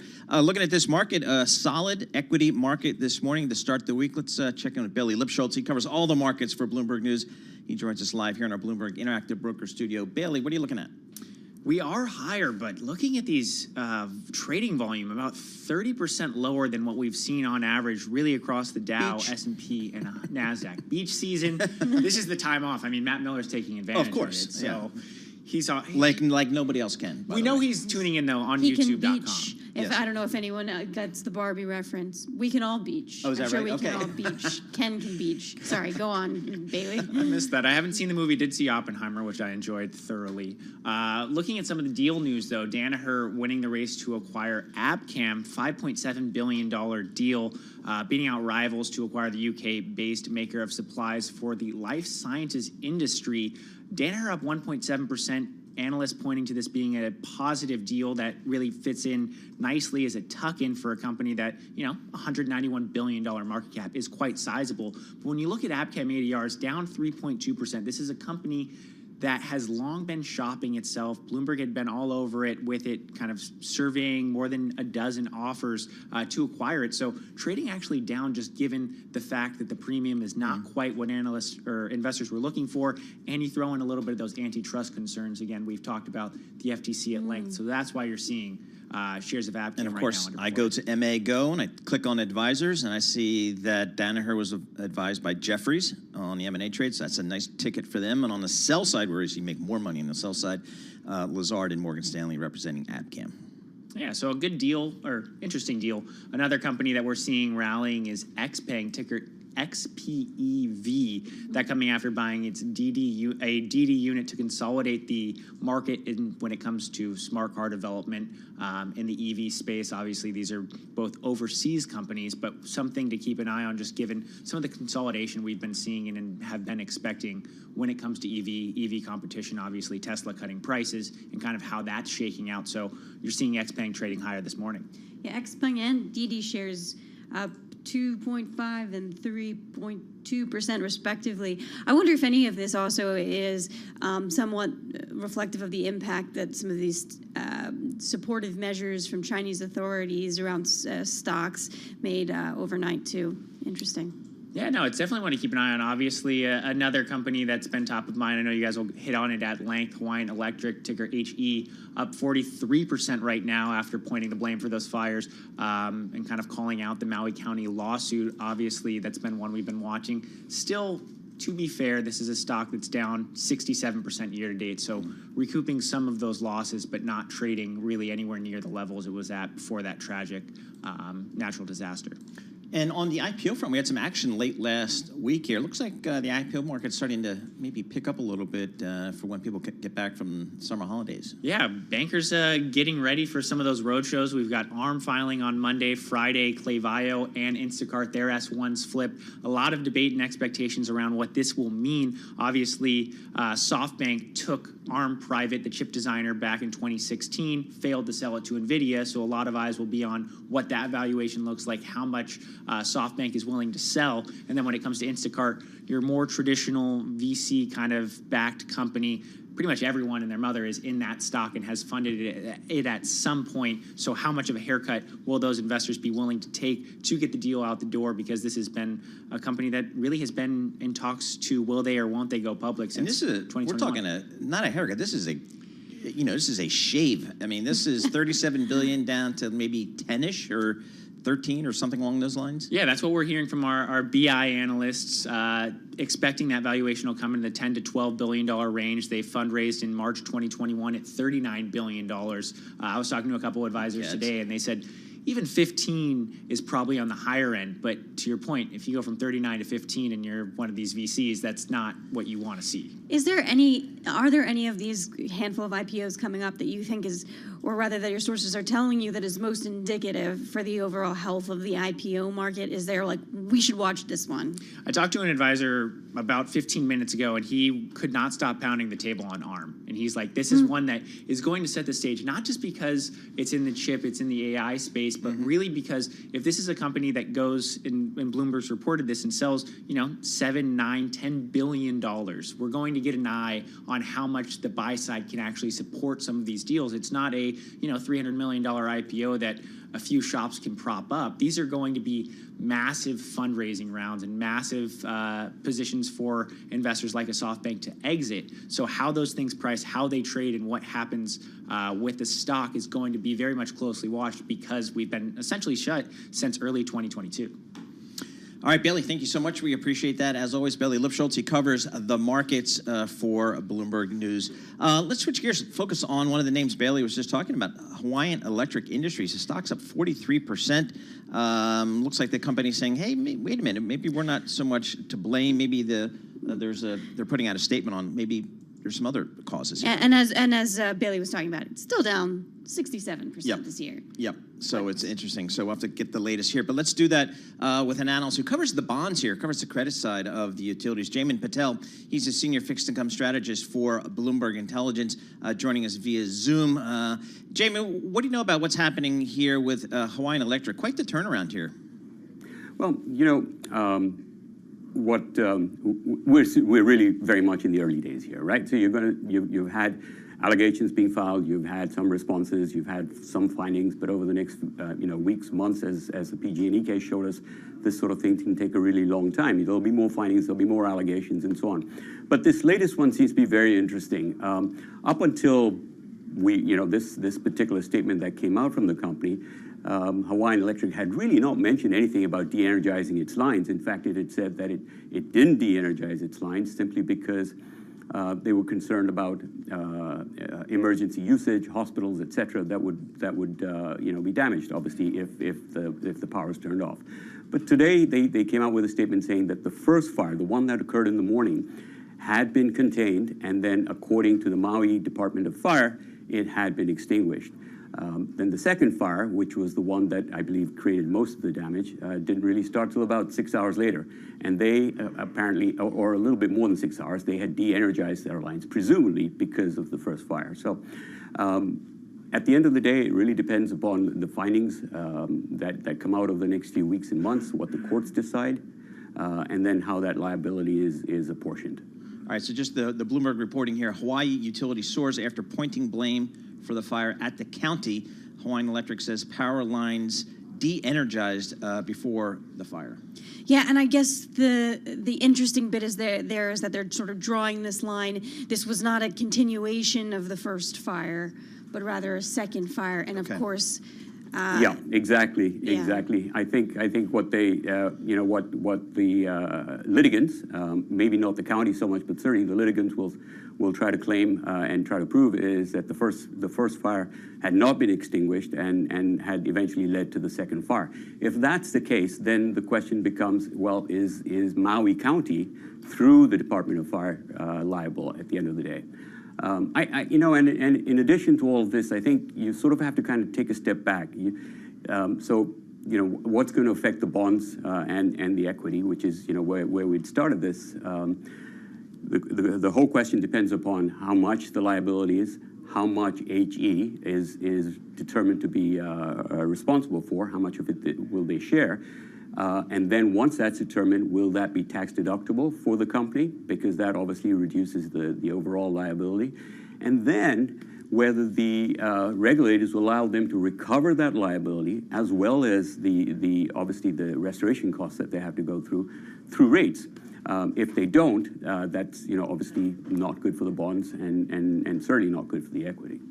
So, Jamie, what has the company done to date to maybe from a balance sheet perspective to prepare for maybe some downside scenarios?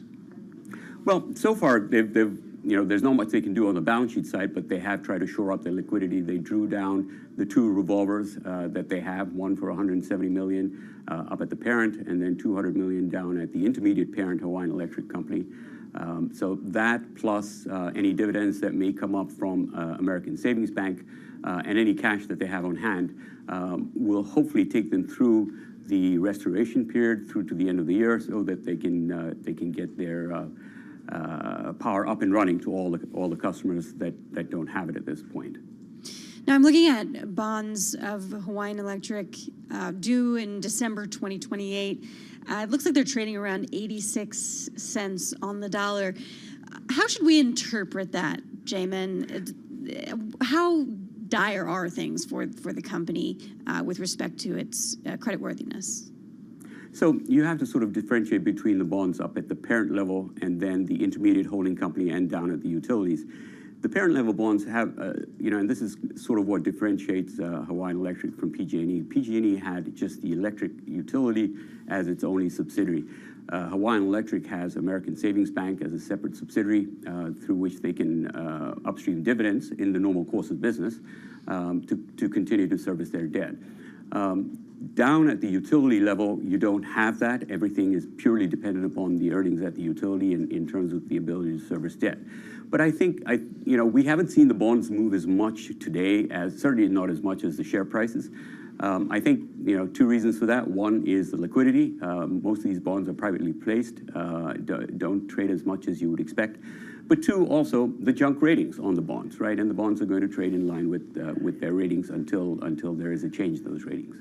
So, Jamin, for these utilities, whether it's out in California that we saw several years ago, or here in Hawaii, there's just a ton of risk that these utilities have in a world of climate change and more and more fires, some of which are caused by utility lines. Is there any way for them to insure against that? Or if you're a creditor or you're a shareholder, you just have to assume this growing risk going forward? Yeah, so most of the transmission assets that are owned by utilities, and those are the ones that are, generally the most susceptible, whether it's to hurricanes or to wildfires, are generally not insured. And the understanding there is that if they are damaged, regulators will allow the utility to recover through increased rates, recovery of those assets, and to rebuild those assets. Certainly that's what we saw with Entergy New Orleans when Katrina hit. That's what we saw with CNP and FPNL when both those were hit by hurricanes. It remains to be seen what's going to happen over here. At PG&E, there wasn't the full recovery because PG&E was found to be liable to a significant extent. So I think utilities are not those boring investments that they have traditionally been, sort of buy and put away. I think you've got more risk perhaps at individual utilities than at the holding company. To the extent that a holding company owns more than one utility, diversification is probably the way to go. You have a utility that's operating in one jurisdiction and in different geographic localities as opposed to another. So when you've got multiple utilities, you've got a little bit of diversification that helps to prevent a hit up at the parent level and for the equity. Yeah, that's interesting. And is PG&E, is that the sort of situation that we really should see as indicative of how this might play out? Or do you think we could see some sort of answer as to who's liable, et cetera, more quickly? And I'm sorry, we have only about 20 seconds here. So in terms of your question is are we wondering how this is going to play out relative to PG&E? So PG&E is, obviously you had a much bigger utility. The advantage that PG&E had as it came out of bankruptcy was it shared California primarily with two other solid utilities, investment-grade utilities. So California was able to set up this wildfire fund, $20 billion plus, which all of the utilities have had to contribute into and will continue to contribute into and will be at least partially be able to recover through rates. That's sort of, I don't want to use the word subsidizes, but maybe that is the one that comes first to mind. Subsidizes PG&E's liabilities with the other two. But of course, it works all ways, right? Yep. All right, Jamin, thanks so much for joining us. Really appreciate you getting some of your analysis here today. Big news for Hawaiian Electric. Jamin Patel, Senior Fixed Income Strategist for Bloomberg Intelligence, joining us from our Bloomberg Princeton campus. We'll have more coming up. This is Bloomberg. Let's get some company news right now with Lisa Mateo. Thank you, Paul. It's the biggest tarmac delay fine ever. The DOT has slapped American Airlines with a $4.1 million fine for violating its rule that prohibits tarmac delays of 3 hours or more on domestic flights without giving passengers an opportunity to get off the plane. Shares of American Airlines right now, they are up just a fraction.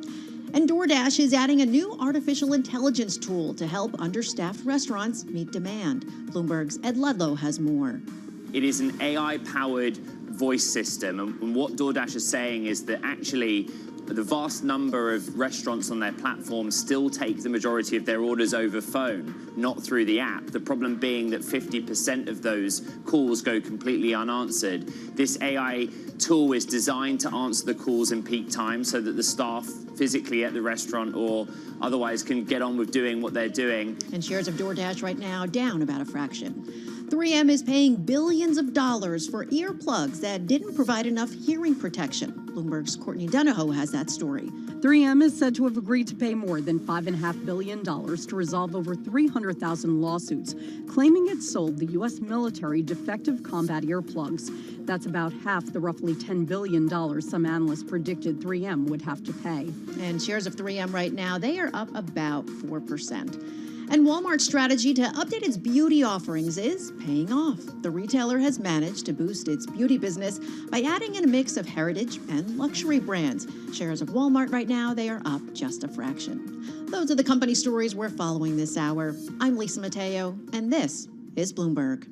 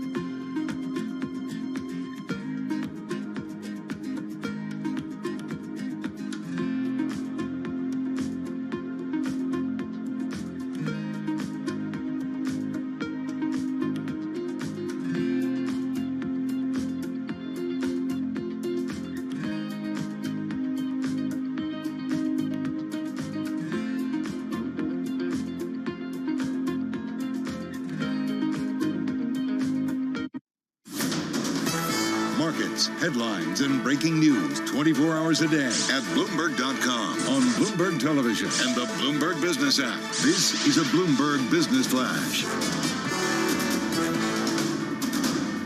Along at Bloomberg, we have got the Dow, the S&P right now up 11 at 44.17. That is a gain of 0.3%. The Dow up 143, up now by about 0.4%. Nasdaq, the composite index, up 50 points, up 0.4%, while the Nasdaq 100 index is up 0.2%. 10-year yield 4.21%. We have got the 2-year yielding 5.06%. Spot gold right now up $8 the ounce to $19.23, a gain of 0.4%. And West Texas Intermediate crude virtually flat on the day right now, down 3 cents, 79.72 a barrel on WTI. So again, recapping the Dow, the S&P, Nasdaq, they're all advancing right now, with the S&P up by 0.2%. I'm Charlie Pelleton. That is a Bloomberg Business Flash. All right, Charlie Powell, thank you so much. We appreciate that. Simone Foxman and I were just looking at the trading volumes today. We're looking at the Dow Jones, the S&P, and NASDAQ. They're all trading, in terms of volume, about 30% below kind of a 30-day average. So folks are clearly out enjoying the last days of summer. But Simone Foxman and I, we are here in our Bloomberg Interactive Broker Studio.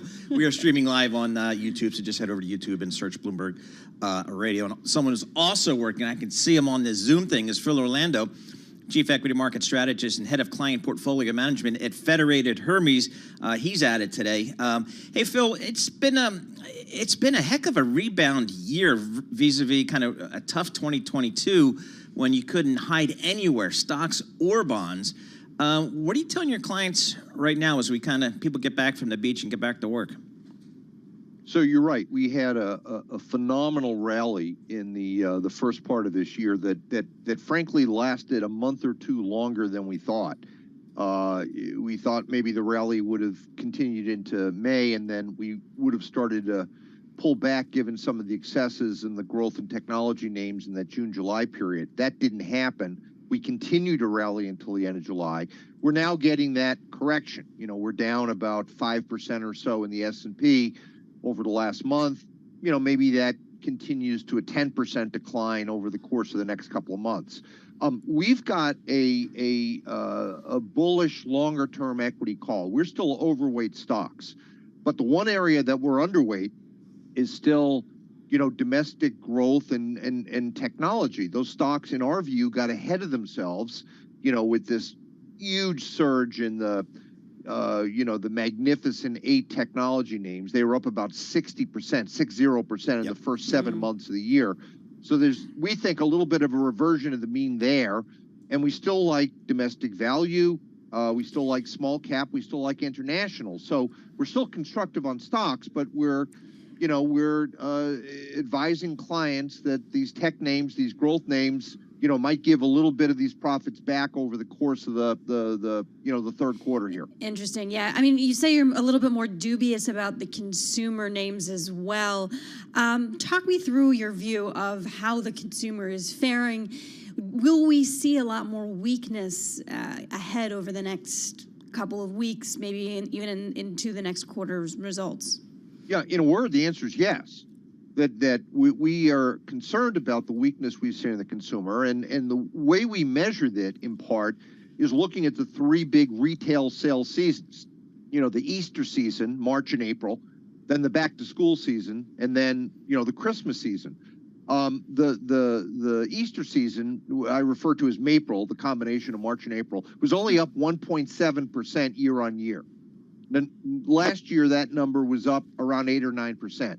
This year, back to school season, we're only 2 months in, June and July, we're only up 2.4%. The back to school a year ago was up 9.8%. And we think that could have been like base effects, though, right? No, what you're seeing here is the $2.3 trillion of excess savings that people had in their bank accounts as a result of all of the largesse of fiscal stimulus has largely drawn off. We've gone from $2.3 trillion a couple of years ago. We're sitting at about $350 billion now. We think that number could be, down around 0 as we get into the early fourth quarter. People are starting to save money again. The savings rate is up a couple of percent over the last year or so. Credit card usage has surged. It was up 18% last year. Credit card delinquencies have surged, up about 2.8% here in the second quarter of this year. For all those reasons, it seems to us that consumers are being a little more cautious with the amount of spending they're doing. And that's certainly manifesting itself in the goods-related spending that we saw during the Easter season and the back-to-school season. Hey, Phil, how do you feel about valuation here in this market? It's hard for a lot of folks to get a handle on it because, a handful of names are really run in terms of big cap performance. How do you think about valuation? Well, I think you've hit the nail on the head. I think the growth and technology names have gotten ahead of themselves. You look at it, my poster child in this category is NVIDIA. The stock's, quintupled in the space of the last, 10 months or so. The stock was trading at something like 40 times forward revenues and 130 times forward earnings. Not to suggest that they're not a great company. It is. Not to suggest that AI won't be a big deal. It is. But much like we saw going into the Y2K bubble, 20, 25 years ago, have the valuation levels gotten ahead of themselves, particularly now with interest rates. Benchmark 10s, have expanded from 3.25 to 4.25 over the course of the last, 6 months or so. So again, as those interest rates are moving up, price earnings multiples typically contract, and you've still got multiples trading up at about 19 or 20 times forward earnings. So in terms of this, 10% correction, give or take, that we've been talking about during the third quarter, that allows market to sort of right-size valuation levels along with a host of other things. I think stocks will be more attractive later this year than they are right this second.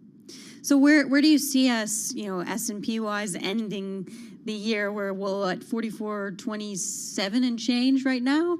Where do you think we go? We could see the market higher by the end of the year, but we could see a continuation of this correction near term. Let's say over the course of the month of September, and then I think there's going to be a reversion of the mean in that there's going to be a lot more enthusiasm surrounding the domestic value stocks and the small cap stocks and the international stocks in the fourth quarter going into the end of the year. And I think the rally that was largely driven by growth in technology in the first half of the year. I think we're going to have some new players in the back half of the year. The market ends up, doing very well. But there's going to be sort of a shifting of the guard in between now and then in terms of what stocks, what sectors are going to be the best performers going into the end of the year. Phil, what's your call on energy here? I'm looking at WTI crude oil, just about $80 a barrel. It seems like it's found a home here, at least for a while.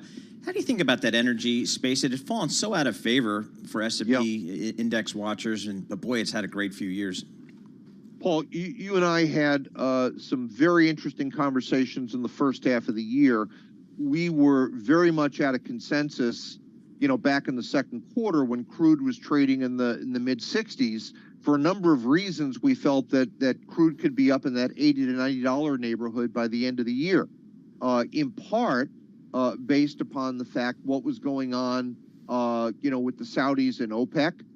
You had a situation where we're still 350 million barrels short in the Strategic Petroleum Reserve, and we thought there'd be an active hurricane season that could take some capacity offline. So for all those reasons, we felt that crude in the back half of the year could get back into that $80 to $90 neighborhood, and energy stocks ought to participate along with it. Does what's happening in China give you any room for thought there? Because I think it appears that some of the news is just getting worse and worse every day.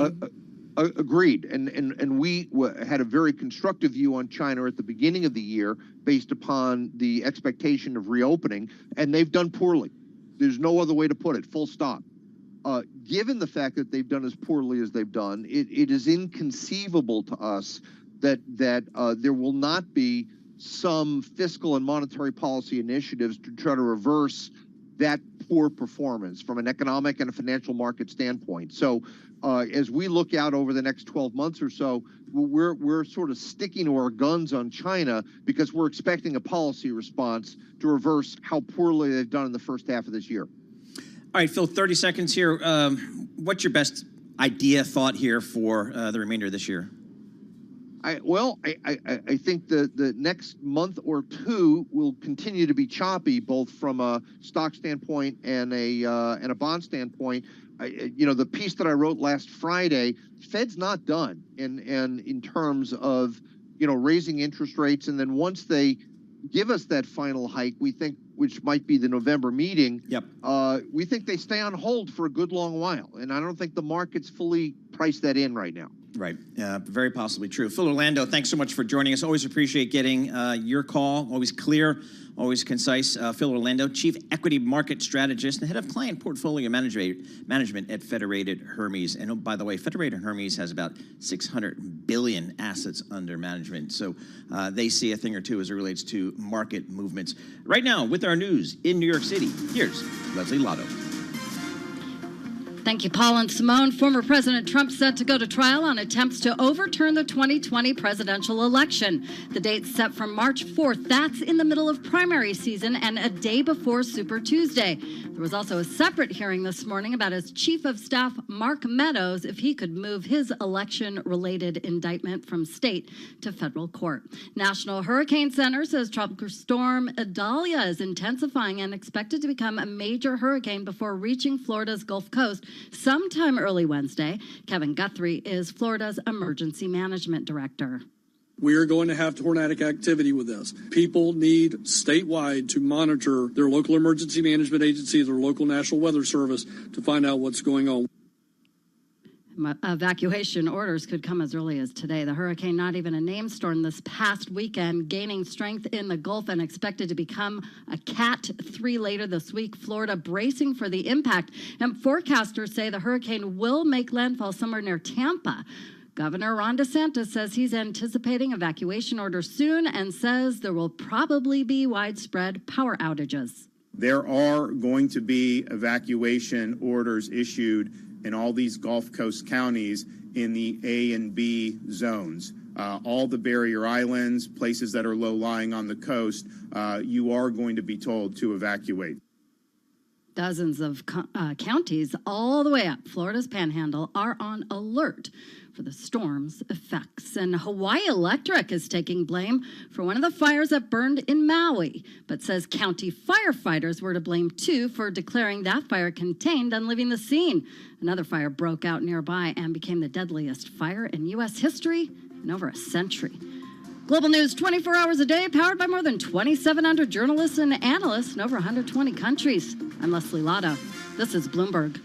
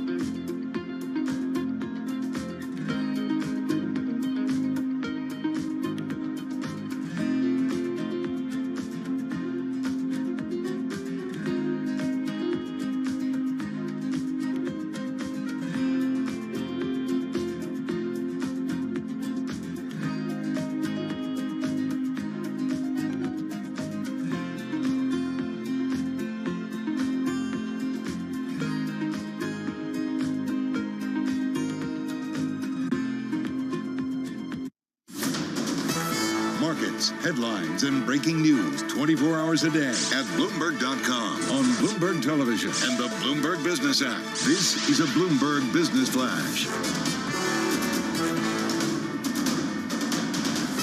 It's 12:40 on Wall Street. We do check markets all day long at Bloomberg. The Dow, the S&P, NASDAQ, the NASDAQ 100 index, and yes, the Russell 2000. They're all advancing right now, with the S&P 500 index up 15 points. That is a gain of 0.4%. The Dow up 0.5%, up 158 points. NASDAQ, the composite index, up 66 points now, higher by about 0.5%. Russell 2000 index of small cap shares outperforming right now, up by 0.9%. 10-year yield 4.21%, with a 2-year that's yielding 5.06%. Spot gold up 0.4%, $19.22 the ounce, while West Texas Intermediate crude oil now unchanged on the day, $79.81 a barrel. Mega caps like Nvidia and Alphabet are trading higher. Shares of Nvidia up another 0.2%. Alphabet up by 0.5%. Only a few trading days to go until we wrap up the trading month of August. The S&P 500 still poised for its worst month of 2023 after a higher for longer rates narrative took hold.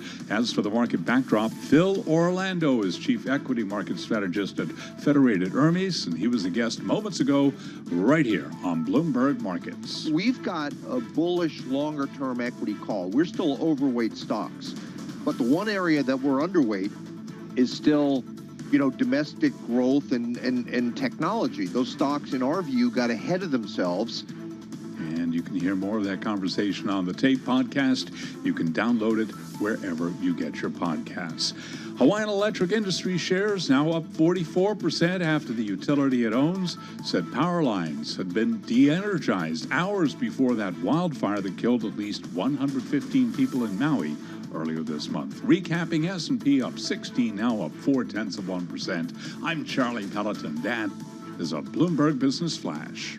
All right, Charlie Pella, thank you so much. We appreciate that. Simone Foxman, Paul Sweeney here in our Bloomberg Interactive Brokers studio. We're also streaming live on YouTube, so head over to youtube.com and search Bloomberg Radio. Well, as the global economy makes its continued steady move towards more clean energy, one of the challenges has been, where do you store this stuff? And that's always been an issue. It seems like battery life, like for your phone, always seems to be one of the gating issues. Our next guest has some thoughts there. Eloisa De Castro, she's the CEO of Enerpoly. She joins us via Zoom. Eloisa, talk to us about the global energy storage market. What is it? What's the technology? Where is it? And how's it developing? Well, the global energy storage market today is about 44 to 55 billion US dollars, and it's really headed for growth. So previous projections were that it's going to be 90 billion US dollars in 2030, and in the last year, those projections have changed to about 150 billion US dollars in 2030. So, we're really seeing a rapid growth in the sector. What's really interesting is that previously there's been a lot of highlight in the EV battery growth. And now we are really seeing the importance of having also stationary batteries. And those are the batteries that are used for really being able to store the clean energy that we have and getting more renewables on the grid. So, Eloisa, Enerpoly, I understand, offers, it specializes in zinc-ion battery cells and packs. Can you just give us a sense of what zinc-ion batteries in particular are best for, what things they do well, and what things they aren't probably your go-to choice? So zinc-ion batteries are a very interesting technology because it's based on zinc and manganese dioxide. And what's interesting about that is because it has a very reliable supply chain. Now, the performance of the technology is really ideal for stationary energy storage. And so you wouldn't really plan on using zinc-ion batteries in electric vehicles. What you would want to do is the big advantage of zinc-ion batteries is really getting that affordability that we need to be able to get more renewable energy storage and renewable sources of generation on the grid. by having energy storage, having more reliable supply chains. So where are we in the, is that the ideal technology, or is that one of the leading technologies, and kind of who are the players in that market in just some of the leading battery technologies? The most prominent stationary energy storage technology today is lithium-ion technology still. It's the most established. Zinc-ion batteries are an emerging technology. So this is something that has not been deployed at grid scale before. There is development in zinc-ion technologies that's happening in North America, within Europe. We have seen some development in China as well. So this is something that we really expect to take off in the next several years. Yeah, talk to us about what the impediments have been so far. So far, it's really been, if you look at battery technologies that are emerging, the big challenges there are that you really want them to be more affordable. And in emerging technology, it's really scaling the technology. So what you want to have is materials that are scalable, and you also want to have a manufacturing process that's very scalable. So what we do at Enerpoly is we use materials that are very abundant, zinc and manganese dioxide. These have a history of great success in non-rechargeable batteries, but our batteries are rechargeable and suitable for clean energy. The other thing is that you need manufacturing to be something that's very scalable. At Enerpoly, we use the same manufacturing methods that lithium-ion battery technology uses. So we know that this has already been scaled up globally. Where is the United States in this race for battery storage vis-a-vis some other parts of the world, namely China? You mean in terms of just the technology and developing and deploying kind of battery and energy storage technology?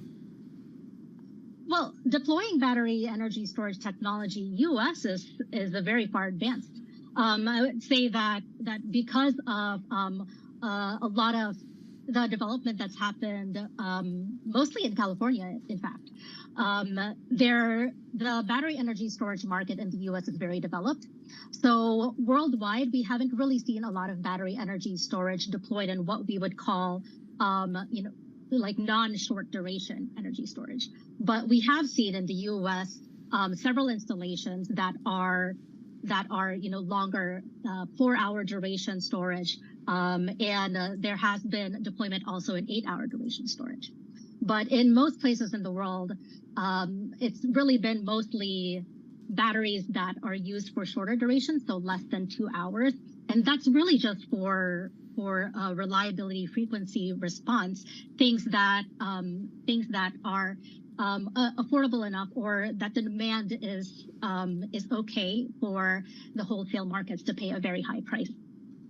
I mean, talk to me about where you see us in 10 years from now. What is the thing that we're using batteries for that maybe we didn't think we would be using batteries for, or we do to only such a small degree right now? How is our life going to change utilizing this battery technology?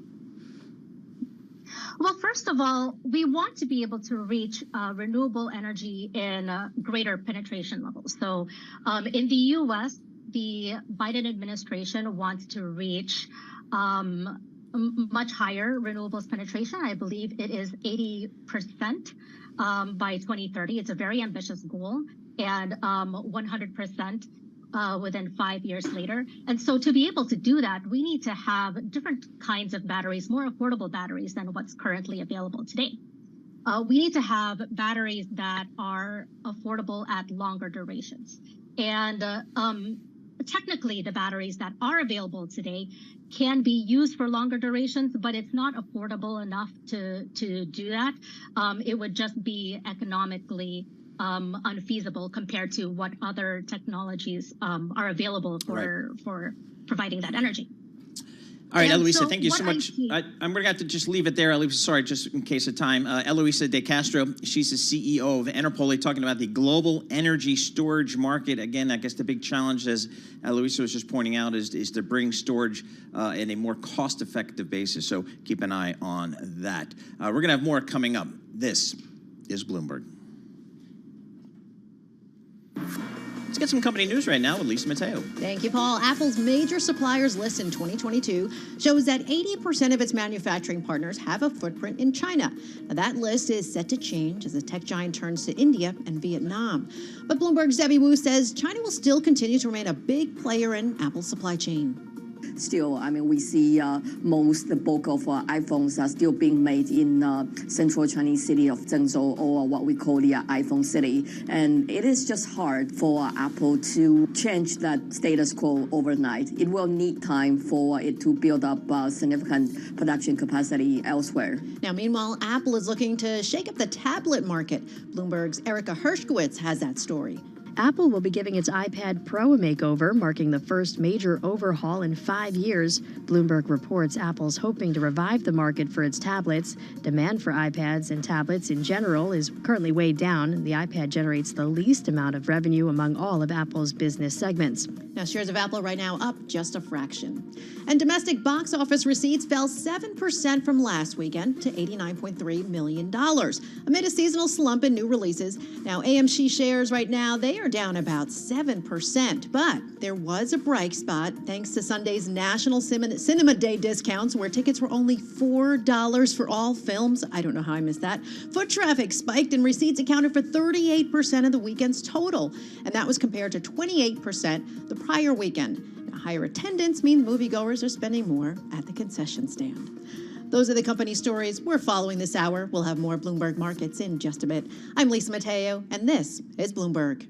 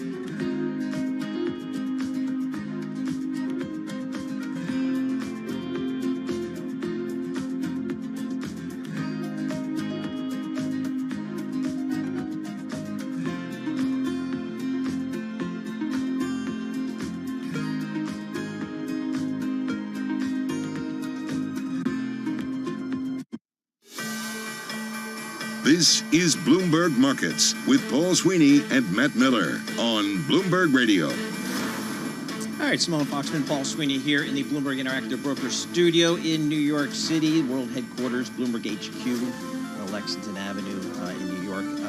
We're also on YouTube, streaming live. You can head over to youtube.com and search Bloomberg Radio.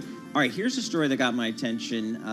Billion-dollar drugs set to face first U.S. price negotiations. Some of the most widely used drugs in the U.S. may be heading for lower prices under Medicare, a move that could save taxpayers billions of dollars and squeeze profits for big pharmaceutical companies. The U.S. government is preparing to release a list this week of 10 drugs that the health program for the elderly will be able to negotiate prices for. That's one of the key elements of President Biden's signature Inflation Reduction Act. Yeah, it's so interesting here. And I think the expectation is that a lot of these drugs are either going to focus on things like diabetes or heart conditions. Some names that have been brought up by analysts that, these drugs may fall under this program would be Xarelto, that's the J&J blood thinner, Eli Lilly's Jardiance. And the idea here is that these pharmaceutical companies continue to charge an enormous amount of money for these drugs, some of which have been around for quite a while, and without the ability from the government to negotiate those prices, pharma companies can charge whatever they want. But, it's interesting because whenever you kind of bring up these debates, and the reason there isn't discussion about, there hasn't been widespread negotiations like this is, for pharmaceutical companies, they make the investments to make these drugs to improve upon previous drugs, and they expect to be rewarded for it. But, of course, if you begin, negotiating these drug prices, you're kind of eliminating to some degree the beauty of the monopoly that they might have had. Yep. So, and the numbers are pretty staggering. For taxpayers, the savings could be significant. Negotiations could save the U.S. $36.5 billion from 2026 to 2028. That's according to Wells Fargo Securities. Drug makers, no surprise, are suing the government to stop the squeeze. So, and I'm just looking at, there's a chart in this Bloomberg story. I mean, the savings could get up to by 2031, $24.5 billion just for that year. So I guess the question is for a lot of these is which drugs will be on this list here? I mean, certainly if you're investing in these pharmaceutical companies, if this takes, if this kind of starts cutting into the key drug out from that company, I mean, it could be really damaging to the bottom line for them. That said, some of these companies have been rolling in profits for things that, for drugs that were made a long time ago. It's notable as well that last month, back in July, health officials actually met at the White House with leaders of CVS, Walgreens, Boots, Walmart, and the like, that trying to essentially bring them on board to help cap insulin prices and other sorts of things. And interesting to see that not a ton necessarily came from that. Yep. And drug makers, they're warning that they can't take chances on new products if the returns are going to shrink on existing products. They may delay seeking approval until they have evidence to get drugs cleared for the most lucrative uses, and they may focus on biologic drugs, which get 13 years of protection from negotiation compared to 9 for pills. So we're going to have to see how this plays out, but it's big money. And of course, the administration says that they're going to save taxpayers money. The taxpayers fund Medicare. It's going to benefit seniors who enroll in Medicare. Well, and I think, you can't have this conversation without also looking to some of the drugs coming down the pipe, these ultra expensive GLP-1 drugs for both diabetes and for weight loss specifically, that even for weight loss patients have been shown to substantially reduce the costs. Or not the costs, the health, the negative health circumstances, heart attacks, strokes, that sort of things, which of course for insurance companies reduce costs. But, you wonder if that ends up playing into these arguments. These are like $1,000 a month kind of drugs. Yep, it's going to be interesting to see how this plays out. Fortunately, we have some really, really smart healthcare policy people in Bloomberg Intelligence. So when this news comes, we will tap into that expertise and see what it means for the healthcare industry, for patients, and for some of these companies. S&P 500, it's up 0.6%. Nice move there. Sound On with Joe Matthew. That starts right now.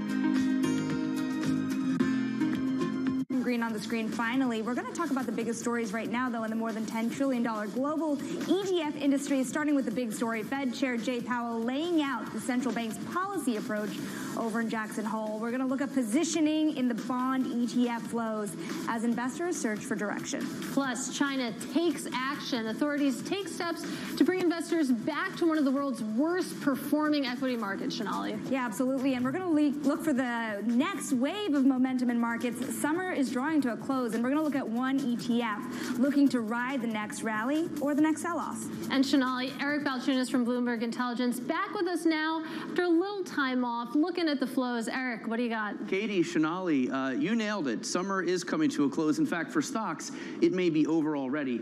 Look at the flows here for the 1 week. Bill, right? That's short. That's basically cash. You've also got inflation-protected ETFs in there, as well as intermediate. You've got some floating rate in there. So again, that's people maybe preparing for rates going up again. And 6 of the top 10 are bond ETFs. This is a far cry from the summer where equities really took over the leaderboard. Let's look at the outflows, and you can see at the top the Qs. You hate to see it. You know, the Qs is a bullish ETF. The trading crowd loves it. They're getting out. Look at the 1 day, negative 2.3 billion. And look at the 1 month, 6 billion out of the Qs. So people taking profits there, a little nervous, and it's showing up in the flows. So let's take a minute to take a big step back and look at our FOMO drought indicator, which is a chart my colleague Andre Yap made. Basically, this looks at equity ETF flows minus fixed income ETF flows. Equity ETFs always taken more. So if they're above this line, that means equities are taking in money. That's normal. Well, remember this year, bond ETFs started yielding a lot, so people came into the bond ETFs, but then equities started really surging. And so better than a 5% yield might be a 10% rally in stocks. Stocks started taking a lot of cash, but look what's happened now. Even though the drought has ended, fixed income starting to pull that number back down. And it'll be interesting to see how this plays out. So for equities, yeah, summer looks like it's over. Okay, so for equities, summer's over, but for bond investors, maybe the fun's just beginning. Let's get into it now with DJ Tierney. He is Senior Investment Portfolio Strategist over at Charles Schwab, of course, the 5th largest U.S. ETF issuer. And I want to start, DJ, where Eric left off, particularly if you look at short-term bond ETFs, those cash-like products. You've seen a lot of money come back into them in August. What do you think's behind that big? Why the sudden love for the short end again? Well, I think there's just a real appreciation for the safety and the income that bond ETFs, short maturity bond ETFs, can provide. And if you look at the big picture, you know, there have been massive amounts of flows into fixed income ETFs year to date. And really, we think this is just the tip, just the very beginning of what's to come. There's a potential major asset allocation shift where people can really take advantage of the yield and income that's in bonds. It's really for the first time in the better part of 20 years where you've had this really attractive relative value of bonds versus equities. I'm curious about bonds versus money markets here, because in the most recent quarter, there was a whopping 140% jump when you look at Schwab's movement into the money market funds. When you're sitting in the ETF business, what kind of competition are you facing from money markets themselves? And are you seeing any forms of rotation? So, you know, it's great that investors have many choices, right? Just if you just step back and think about big picture, the alternatives that investors have now, right? Money market funds giving these big 5+% yields, the opportunity that you have in fixed income, whether it's treasuries, corporate bonds, high yield bonds, the costs that have come down, it's really amazing, you know, and I've been in this for a while. And if you go back, you know, bond ETFs came on the scene 20 years ago, but for most of the last 20 years, we've been in a zero interest rate environment. And so now for the first time, you've got this, you know, 600 choices in the bond market. You've got all these different choices, all these low costs, and now you also have yield coupled. So we think it's a good news story that investors have so many alternatives. You know, at Schwab, we offer the whole spectrum, right? We're a sizable player in money market offerings. We're a sizable player in ETFs. We're a sizable player in separately managed funds. So, you know, we want to meet investors where they are. I want to talk a little bit about your business. You know, you do have a lot for everybody. You're a full-service provider of ETFs. You're currently in 5th place in assets. And this year, you're also 5th place in flows. So you're punching totally within your weight. But JP Morgan and DFA are above you in flows this year because they offer cheap active. And that's been a real big hit lately. Once active got below 40, 30 basis points, it's been taken off. Do you have an answer for that? Do you plan any active ETFs in mass? We do have one active ETF now. We look at everything, so I wouldn't rule anything out for the future. But as you know, our 30 ETFs now are primarily focused on low-cost, kind of foundational building blocks for a diversified portfolio. Speaking about the new entrants, though, again, more competition in the ETF space is good for investors. And if you think about the providers you just mentioned and several others, they've entered the ETF space in the last 2 or 3 years, right? So they're late, but we'll welcome them to the party, because ETFs offer so much in terms of efficiency, tax efficiency, easy access. So we think competition's great. A lot of what you're seeing there in that space is a bring your own assets. Like if you look at the assets that have flown into those products specifically, in many cases it's a shift from other active assets they had in the mutual fund form. And so that's a big part of the flows, but I won't discount the fact that active ETFs offer some competitive advantages versus active mutual funds. It's a good point on bring your own assets, and I think Eric trademarked that phrase. We'll have to convene about that off air. But of course, when I think of Schwab and I think of the ETF business, Schwab, I think of the 34 million brokerage accounts that you have. And when it comes to building up assets in your ETFs, how much are you looking to that audience that you already have within Schwab's universe versus outside investors, if you will? Yeah, we'll meet investors where they are. So yes, we've got a great brokerage firm with 400 branch offices, and as you said, millions of investors. But we serve advisors as well, independent advisors that custody at Schwab. That's a big part of our audience that we're serving. And then in the last few years, we've also met investors where they are off platform. And there's a lot of investors, institutional and retail investors, that are outside the Schwab ecosystem that are choosing to utilize our products because of what they offer in terms of low cost, efficiency, and the ability to track the index. And so you just rattle off a bunch of advantages of ETFs. And when you and I met in San Francisco about 1.5 years ago, you were talking about direct indexing. And this is a big debate on our team. I'm bearish. I think the ETF era is here to stay, and direct indexing will be really niche. Right now, it makes up 1% of the 34 trillion in assets among vehicles. Where do you see that 1% going? I see it staying at 1%. What do you think? I think it's got some potential to grow. I mean, they're very, very different vehicles, right? ETFs, span the whole asset class spectrum, where direct indexing, for the most part, is a core equity strategy. But for taxable investors in a high tax bracket that have capital gains exposures, I mean, you can really make the argument that direct indexing, personalized indexing, if you will, is a better alternative for those investors. So where it fits really, really well. To your point, shouldn't have been positioned as a replacement for ETFs. It's just another choice that can help investors have better long-term outcomes. All right, see, we can all live in harmony. It's a beautiful ecosystem of investing. DJ, we got to leave it there. Really enjoyed this. That is DJ Tierney of Charles Schwab. Now, coming up on ETF IQ, as China's economic troubles deepen, EM ETFs feeling the pain with big outflows. We'll discuss next. This is ETF IQ on Bloomberg.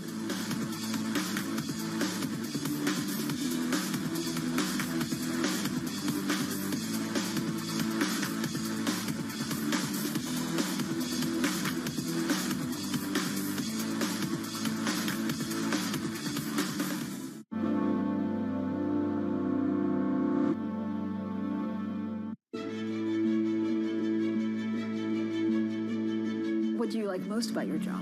I think the people. I mean, ultimately, we're a people business. A lot of what my job is as CEO of the company is to give those people sort of motivation, to tell them where we're going, to encourage them to come up and do their best work, to encourage them to collaborate. Sometimes you sort of think you're almost a psychologist, as you are a business leader, I think, sometimes.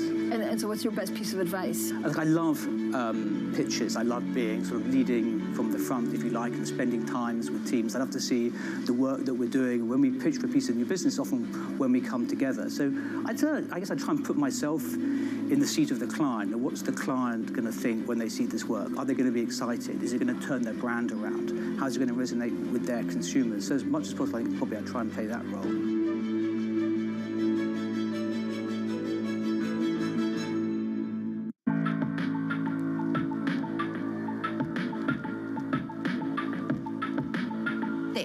Bloomberg. The top names in business are on Bloomberg. I think there is a case for 3% inflation going forward, plus or minus, and I think if we got to that point, then the Fed would begin to consider stopping and maybe even lowering rates over the next year or so. Chairman Powell is trying to replicate what Paul Volcker did, to slay the inflation dragon. Nobody covers business like Bloomberg, your global business authority. From New York City, in London, in Sydney, from Washington, in Tokyo, 9 a.m. in Beijing and Shanghai. Good morning, everyone. Have a great evening. Here's what I'm watching. You do not want to miss this story. Is there the kind of upside?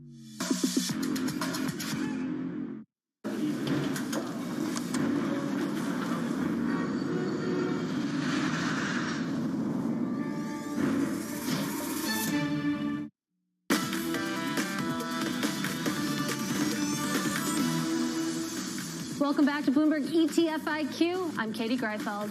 Time now for the ETF Brief, where I walk you through the trends and the stories that caught my eye in the ETF industry. And we start with quality stocks. You're looking at iShares Quality Factor ETF, ticker there QUAL. I had to think about how to spell that. Currently up about 20% in 2023. Of course, this screen stock's based on leverage and factors along those lines. It's handily outperforming the S&P 500, up about 15%. So a lot of love for quality, not so much when it comes to thematic ETFs. If you look overall so far, thematic ETFs on track for the worst year of outflows going back to 2001, $2.6 billion leaving that category. Of course, a lot of those outflows coming from Cathie Wood's ARK lineup. Let's also talk about China, because of course, as China tries to unleash stimulus measures to help its economy, you're not seeing that much enthusiasm when it comes to investors. You're taking a look at ASHR, this China-specific ETF right now, on track for a third straight week of outflows, or rather EM ETFs overall, but of course a lot of that coming from those China products. And you certainly see some of the pressure on some of those largest emerging markets ETFs overall because of that China exposure. We're going to talk more about this issue with Bloomberg Emerging Markets reporter Carolina Wilson. Carolina, when you take a look at kind of the iShares ETF for emerging markets, for example, you certainly see that pressure, the biggest holdings being among Tencent and Taiwan Semiconductors. What's the problem for investors mostly? Sure. So when we look at these sort of mammoth passive EM vehicles, you're looking at things like ticker EEM, that's the iShares product that you mentioned, and investors are really pulling cash out of that. Right now, it's on record to have its worst month of redemptions in about a year. And when you drill down to the holdings, like Shonali is suggesting, you do see some of those Taiwanese names, but you see close to 30% exposure to Chinese equities, and that's just a number that investors can't stomach right now.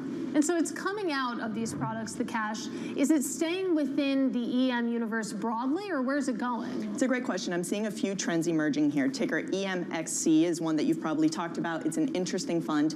It's tracking emerging market equities, but it's totally stripping out China exposure. So it's a very blunt sort of way to invest broad EM, but taking out China. Another trend that I'm seeing emerge here is actively managed funds, which is interesting because active versus passive is this conversation that's always humming in the background for the ETF industry. But I'm really seeing a pivot now where investors look at these passively managed funds, they see the high China exposure, and they think, is this a time to go active where I can have a portfolio manager or a team that can make adjustments to these holdings and not give me as much exposure to China? What exactly are those actively managed ETFs buying? So you'd think that because they have the power to strip China that they would. But what's interesting is when you look at the holdings, there's still some Chinese equities. And they tell me that's because investors who look and they say, here's my portfolio construction, here's my bucket for EM, here's my bucket for risk allocation. They don't want that to look totally different from a classic EM playbook. They still want some China exposure. So the active manager will go, they'll maybe underweight China, but then they'll overweight countries that have more bullish outlooks like India,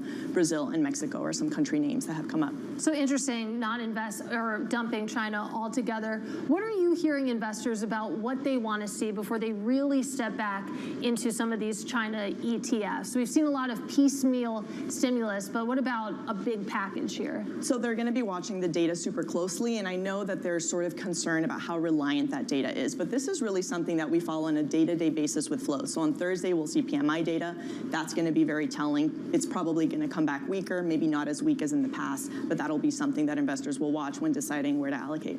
All right, Carolina, great stuff, great reporting. Our thanks to Bloomberg's Carolina Wilson. Now, still ahead, we're going to speak with Jay Hatfield, founder and CEO of Infrastructure Capital Management, about MLPs, oil, and so much more. This is ETF IQ on Bloomberg.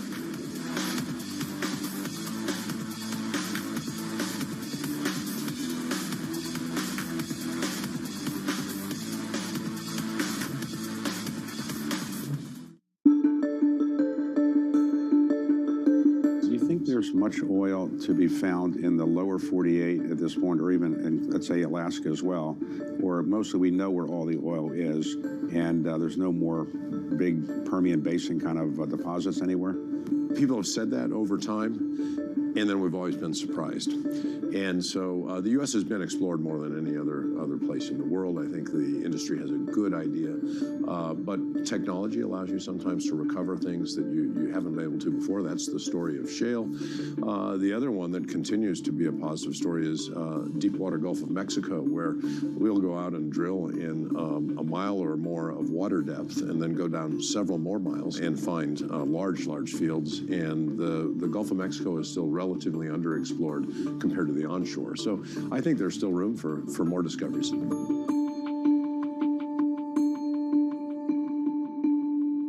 The top names in business are on Bloomberg. We're seeing a resilient consumer out there. We're also seeing consumers premiumize, and what we mean by that is consumer habits are changing. People want to drink better, not more, but higher quality spirits. And so, look, it's been a bit of a balance this year, battling inflation. At the end of the day, we see volumes growing back over time. Nobody covers business like Bloomberg, your global business authority.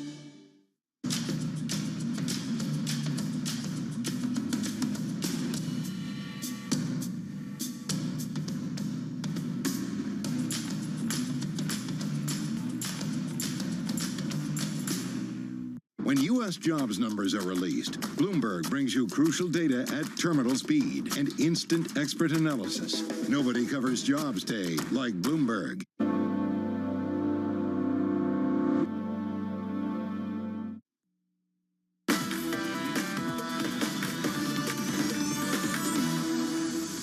This is Bloomberg ETF IQ. I'm Katie Greifeld, along with Sonali Bassett. And Eric Balchunas from Bloomberg Intelligence is back with us for today's drill down. Eric? Shonali, today we're going to look at AMZA. I think this is the first MLP ETF we've done on the show in the drill down, so this should be a good conversation. MLPs are master limited partnerships. People like them for yield. There's a pass-through income, yet they're definitely involved in the pipeline oil industry, so you're going to get sector exposure to energy. You can see the expense ratio here is 1.4%. That's not all the management fee. There's also a tax-deferred liability embedded in there, because to own MLPs fully, you got to be structured as a C Corp. It gets a little wonky, but just know there's a tax hit in that fee there. It's actively managed, so this is going to go out and stock pick for MLPs that it likes to give good income. It yields about 7%. Let's look at the holdings, and you can see that this is all MLPs, right? Some MLP ETFs don't actually own all MLPs. This is one that's fully invested in that area. And then let's look at the performance of AMZA versus AMLP, which to me is the kingfish of the category. AMLP has about $6 billion, AMZA about $300 million. I looked at the last 2 years. AMZA was underperforming it prior to that, but has had a nice run since. It's up 55% versus 46. But look at the price return versus the total return. This includes the yield. That's how much the yield pumps up your total return there. So yields, total return, that's what people go to for this. And if the active management working, you should see some looks in this ETF, Katie. Eric, thank you. And joining us now to talk about this ETF is Jay Hatfield. He is CEO and founder of Infrastructure Capital Management, who manages this ETF. Jay, it's great to have you on set with us. Let's talk a little bit about the interest here, because as Eric just showed, the performance has absolutely been crushing it, especially when you compare it to something like the S&P 500 or to bonds for that matter. And yet we really haven't seen the inflows to match it. How do you explain that little bit of a disconnect that's forming? Well, MLPs have been a challenged asset class over the last 5 years because you had a crash in energy. And so a lot of investors kind of got burned by that, but I think that creates an opportunity because I think they're still undervalued.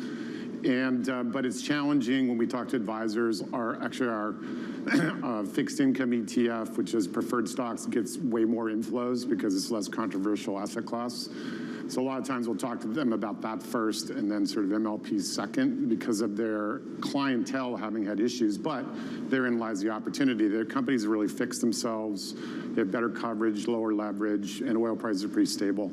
So it's been a great opportunity. MLPs have outperformed the market over the last 2 or 3 years pretty easily. You mentioned stable oil prices. You have a very interesting range that you've given to us, up to 95 bucks.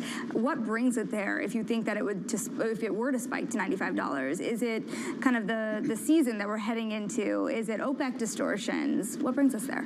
Well, what we've done over the last 3 or 4 years is we always have a range. We try to make it a reasonable range. A lot of times you hear these big calls like we're going to 150, we're going to 0.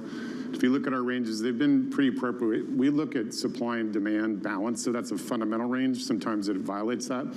But we are going into a seasonally weak period for oil, which is it's called the shoulder months because there's just not that much demand. So we think we might trade closer to the bottom of our range, like 75. This is all in WTI. And then maybe later in the year when the market's rallying, strangely oil has some beta or some correlation in the market, you might get towards the top of the range. But we're not, at least we're not nervous about oil. A lot of people are concerned about inflation. We think we'll sort of range bound on oil. So USO is a popular oil futures ETF. It's gone from covering all the months to just the front month again. Made news this week. Let's say you're looking to allocate to energy. Why use an MLP ETF over just buying USO to play the price of oil short term? Well, first of all, I guess we're not really saying that oil is going to explode. So stable oil is actually better for MLPs than regular energy companies. They just need to have good demand and stable flows. So if you want to play stable oil prices, MLPs are superior.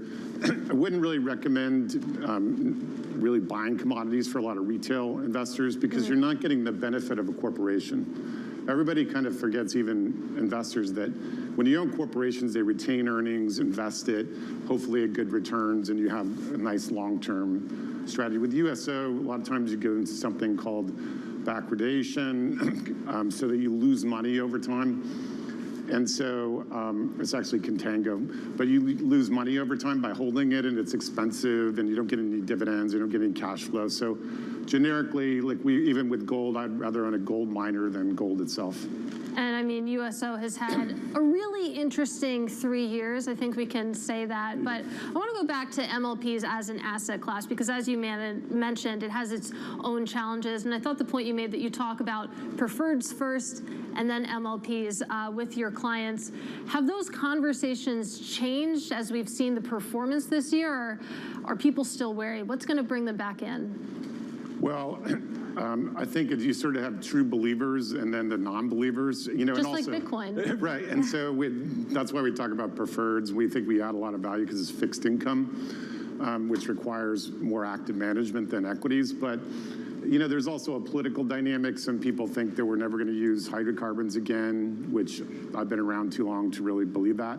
So there's a little bit of a political element. If you call people in San Francisco, it's not going to be your first thing you want to talk about.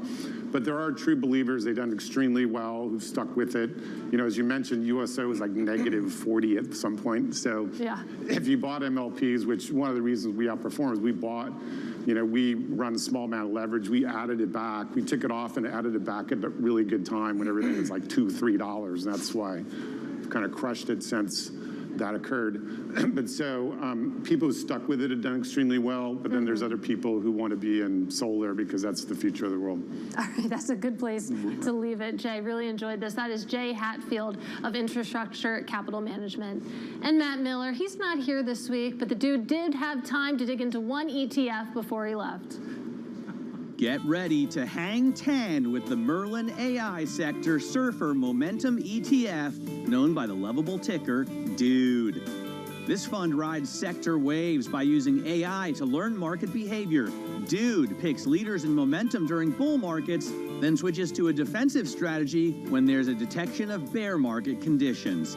It assesses risks by using 4 key metrics: price trend, momentum, value sentiment, and volatility. When the fund's algorithms find bullish indicators, it evaluates more than 100 ETFs and aims to select up to 4 economic sector ETFs and up to 2 that are geopolitical. When a bear market is detected, the index selects 4 or more defensive ETFs, which consist mainly of treasuries, various corporate bonds, gold, and broad-based equity funds. It can hold just a single treasury ETF in excess market volatility. Despite the recent AI buzz and the great ticker, Dude has badly trailed the S&P 500 in 2023 and posted negative returns since its inception in December of 2020. Its high expense ratio of 95 basis points also doesn't help. It only has about $20 million in assets. It does, though, get a green light in the Bloomberg Intelligence traffic light system with no warnings, which is at least something to be stoked about. You know, they didn't ask me to record the Dude ETF. I wonder why not. I don't know. I like this ticker. I got to be honest. Big Lebowski fan. It's hard not to. You guys seen that movie? I just feel like if they made an ETF for Matt, it would be more bro, less dude. And it would have cars. Truck. Motorcycles and cars. TRUK, in any case, the Dude ETF. Well, because of the Labor Day holiday next week, we'll be back on Wednesday, September 6th, I believe. Just another week where we're not on Monday, we're on Wednesday. And yeah, if you just can't get enough of ETFs, you can listen to Eric and Joel Weber on Trillions. It's their bi-weekly podcast that covers the industry. But for right now, that does it for Bloomberg ETF IQ. I'm Katie Greifeld, along with Eric Balchunas and Shonali Bassick. This is Bloomberg.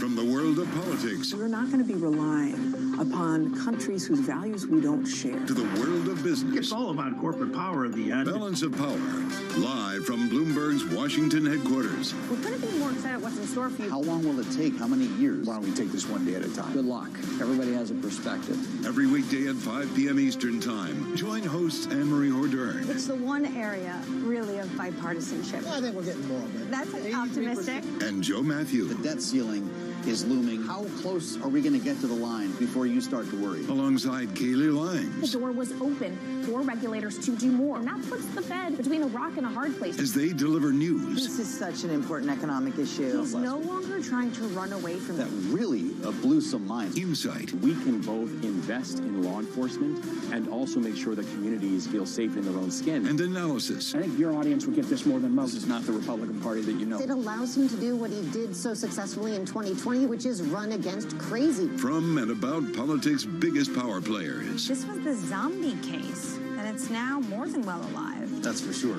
With 2 more potentially to come. I'm willing to have this battle. It is vitally important. This is the intersection of Washington and Wall Street. Bringing people directly to the decision makers that impact your investments and your life. Balance of Power, every weekday at 5 p.m. Eastern, only on Bloomberg, your global business authority. Okay, so you're moving in on me, quick, distracting me with your fancy hands. I'm going to deal with your knight because it's really bothering me. Ah, my knight. Yeah, he's a troublemaker. Yeah. What did you get up to this weekend? You know, just robot stuff. A lot of chess. I was practicing for you. I know you're pretty good. Ooh, I don't like that. I will take this. Put it over here. Not cool. Not cool. All right, I will concede. I can see. You've got me beat. Very good game. Well played. Thank you, sir. Thank you.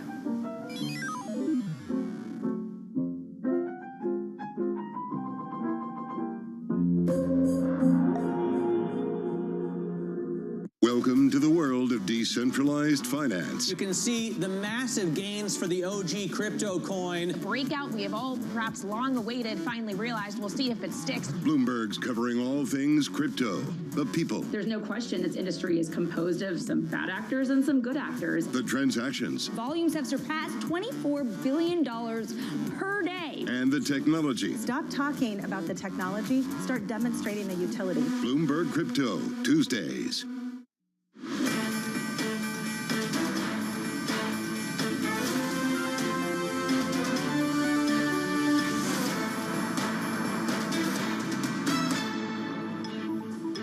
I'm John Oliver. Welcome to Bloomberg Markets. I'm Shonali Bassick. Matt Miller is off today. John, we're going to get a check on the markets because we are back in the green today for the S&P 500 and the NASDAQ 100. Both indices up about 0.6%, a little bit more than that for the NASDAQ even. That all coincides with even a rise in crude oil. You're looking at us back above an 80 handle on oil. This is about range bound. We've been fluctuating between 79 and 80 for about a couple days now. I do want to take a look at the two-year yield because we are cooling by 2 basis points. Finally, we're up at 507 on Friday. We are back down to 505. Number of individual movers, meanwhile, Shonali, that we are also tracking 3M. Bloomberg had been leading the reporting there on major settlements tied to earplugs. Those shares are up about 5%. Hawaiian Electric shares up more than 40% as they have tried to set the record straight on the state of their power lines ahead of the Maui wildfires. A number of other movers we're watching tied to healthcare. Boston Scientific had been a notable standout throughout the trading day today. This after the company had some encouraging study results, not so encouraging for Novacure with some new trial data, and that stock has lost a third of its value in this session today. And then, Shonali, the other big story we've been watching is out of China, and we did see, as represented through the Golden Dragon Index, some encouraging performance with China taking some steps to try to appease market concerns over the state of the economy. Absolutely. And when we take a look about the attention the markets have had to shore up the markets over in China, Bloomberg earlier today spoke to Phil Orlando, and this is what he had to say. China has been a disappointment, no question. Given the problems that they're having right now, it is inconceivable to us that we do not see aggressive fiscal and monetary policy in China looking out over the next 6 to 12 months to try to reverse those fortunes. Well, let's bring in Bloomberg Economics chief economist Tom Orlik, who spent a decade working in Beijing. And Tom, I think there's been two reactions to this latest stimulus, that on the one hand, it shows a commitment to the economy, but on the other hand, perhaps not as powerful as some previous examples of the government stepping in to provide some financial firepower. What's your view? So I think that captures it pretty well, John. The signal on stimulus is there. The substance on stimulus remains lacking. And we saw that kind of epitomized over the weekend, where we had China moving to cut the stamp duty on trading equities and commit to reducing the flow of IPOs, measures designed to give a boost to the equity market. And that triggered an initial very positive reaction. China markets were up strongly in morning trading today. But frankly, what investors need to see is not just this kind of window dressing on stamp duty and reducing IPO levels. What they need to see is the big guns on monetary policy and the big guns on fiscal policy. And that's why that initial pop in the China markets in trading Monday morning fizzled over the course of the day. Well, how much of this is the markets not just reacting to not enough of a move from the government, but instead the need for the markets to see the market not being on life support, this idea that they need to see the economic data itself start to turn around? Yeah, I think that's another key point, Shonali. And the other news we had out of China in the last few days was the data on industrial profits. And guess what? Industrial profits in China are down, falling, I think, around 6% from a year earlier.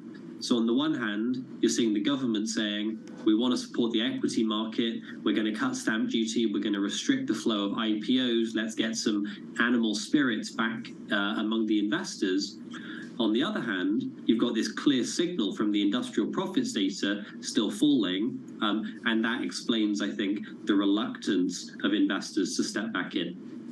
That's Tom Orlick. Thank you so much for your time on a pivotal weekend over in China. Another policy decision being watched closely on Wall Street is the FDIC meeting tomorrow, which will include a proposal requiring U.S. regional banks with more than $100 billion in assets to issue long-term debt. Bloomberg Intelligence senior analyst Nathan Dean has reported on this proposal and joins us now.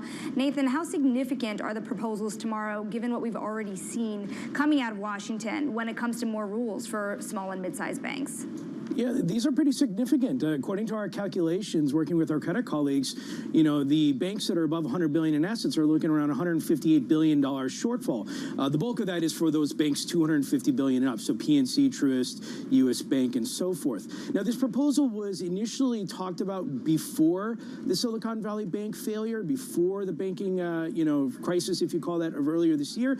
But what the regulators did is they dropped the threshold from $250 billion to $100 billion, and they ensured that this proposal comes out. Now, this is not applicable to the biggest banks like Bank of America, JP Morgan. They already adhere to this, but certainly this is going to be something, if you're on the fixed income or on the debt side, you're going to be paying attention to for the next year. We anticipate finalization of this proposal will probably be about a year from now. It's interesting, Nathan. Shanali's obviously been covering the M&A aspect of this as well, and presumably, depending on what you need to have on the balance sheet, some banks might be thinking about being part of some larger consolidation play, and yet it would seem like getting all the math right on what regulators want could also delay some M&A. Is that a possibility? Absolutely. I mean, M&A is hard, especially in this Washington environment. The banking regulators, going from the Fed, the OCC, and the FDIC, are very skeptical of M&A. We've seen certain, prior mergers take 2 years, if not longer, or, in TD's case, ultimately backing out. Now, I think what will happen is you're going to have the math side of the equation, and you're going to have to get over that hurdle.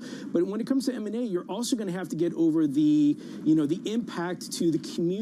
That's something that these regulators have really started to take a focus on, is how many bank accounts are actually, how many branches are you going to close? How far will a branch be from certain areas? Are there going to be unbanked areas? These are all questions that you didn't have to answer 10 years ago. You certainly have to answer now.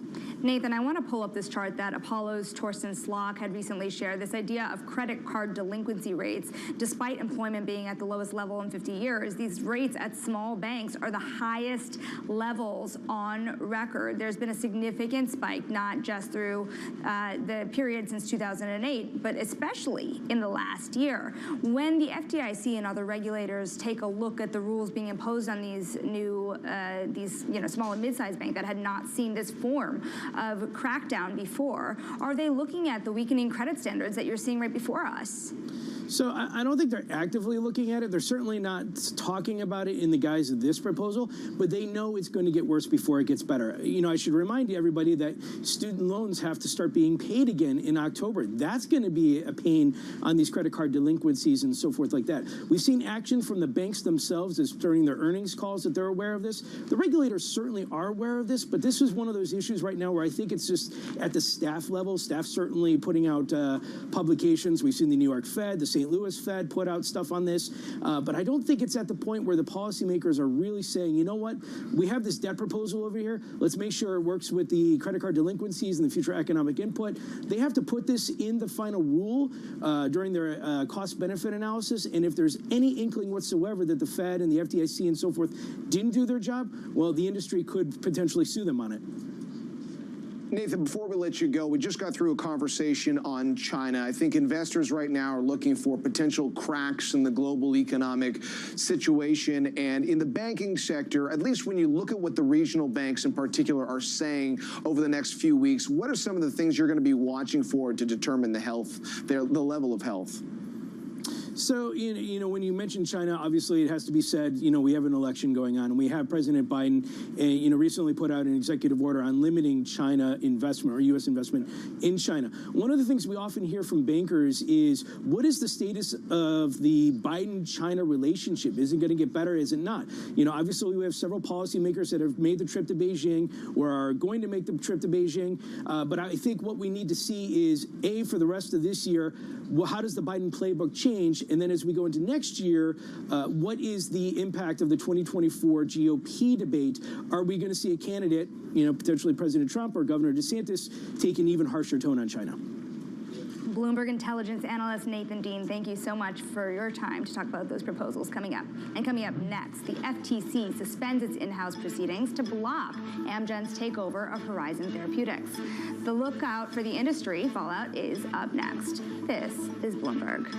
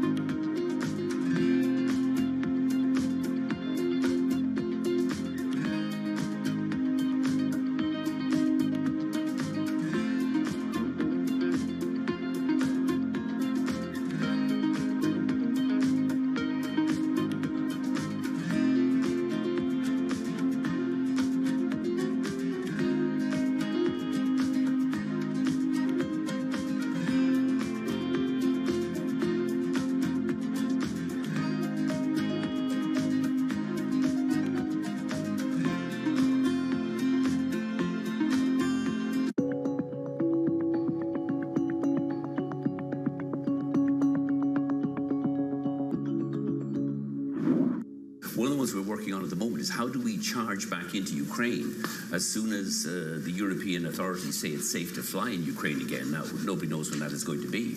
But we were Ukraine's second largest airline when the Russians invaded on the 24th of February last year. We would be Ukraine's biggest airline the week after they tell us it's safe to go back in there, because we're going to charge back in there. Initially, we have a plan to open up about 30 routes from 4 Ukrainian airports back into the European Union.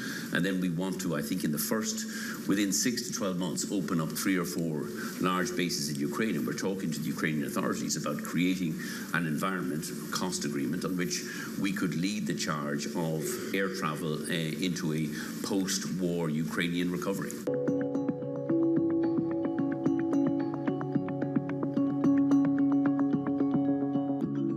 On the next episode of The Circuit. And I've heard you say you were really motivated by the fact that a lot of people didn't think you could do this. I think even today I'm underestimated. And I think even today Bumble is underestimated in terms of what we can be and what we can do in the world. Watch The Circuit now on Fire TV channels.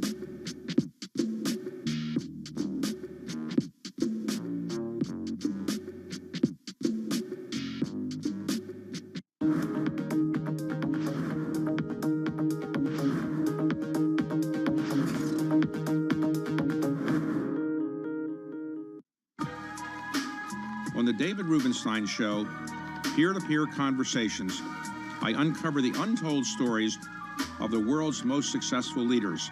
Watch Wednesdays on Bloomberg Television. Business Week Radio, live weekday afternoons at 3 p.m. Eastern. We got a little bit of talking. Are you guys ready? Harnessing the power of Bloomberg Business Week, Carol Messer and Tim Stanovic bring you the latest news from the worlds of business, technology, politics, and more. How does the Fed play into this and what the Fed does potentially? This is so exhausting and this is so all-encompassing. Listen on Bloomberg Radio and streaming on YouTube and Bloomberg Originals.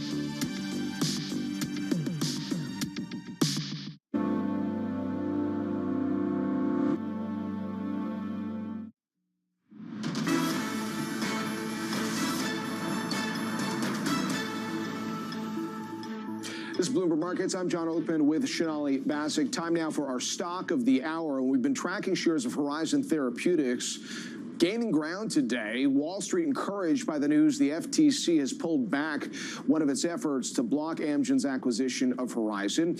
That news also fueling shares, Shonali, of CGen, as they've got a pending deal with Pfizer, which has been under review at the FTC. It's fascinating because traders are actually almost 100% certain that that Amgen deal will happen. Bloomberg's Leah Nyland covers the FTC for us and joins us.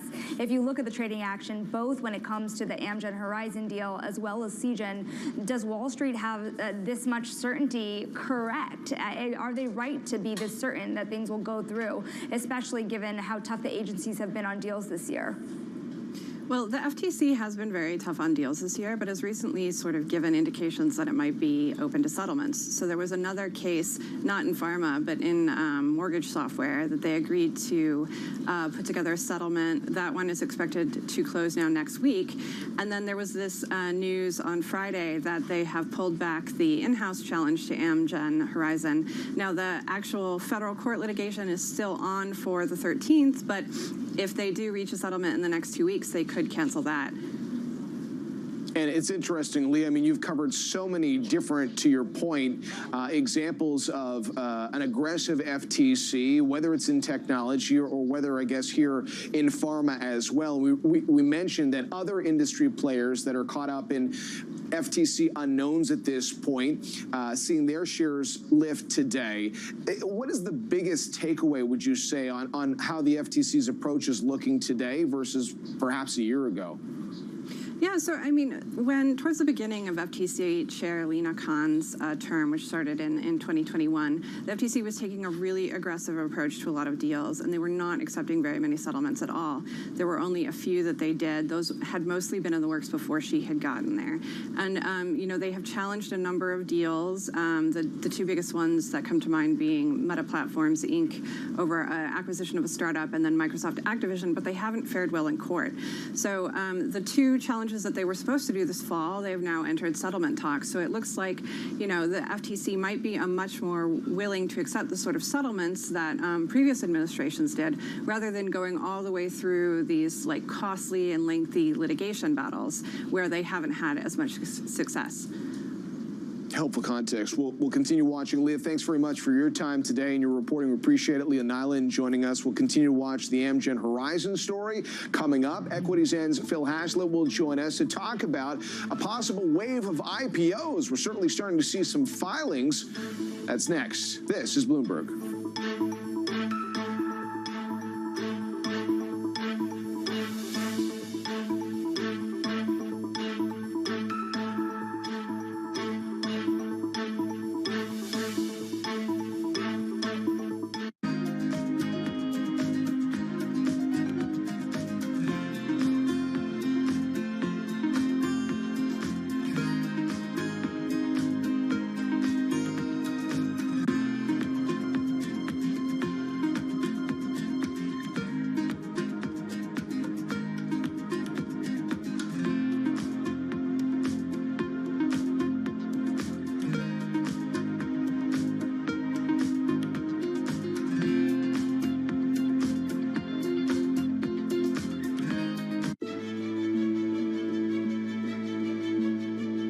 What do you like most about your job?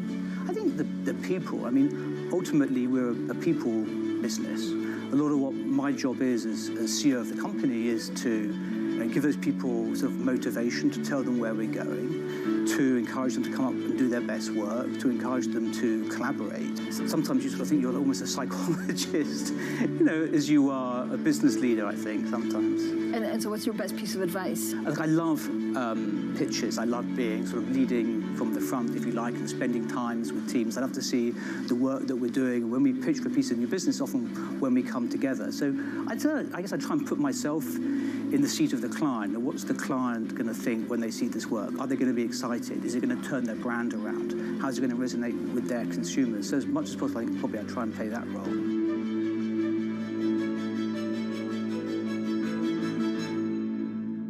Good morning. This is Bloomberg Surveillance on TV and radio. Welcome to Bloomberg Markets, China Open. Good morning, everyone, and welcome to the Pulse. This is Bloomberg Technology. And welcome to Balance of Power. This is Bloomberg.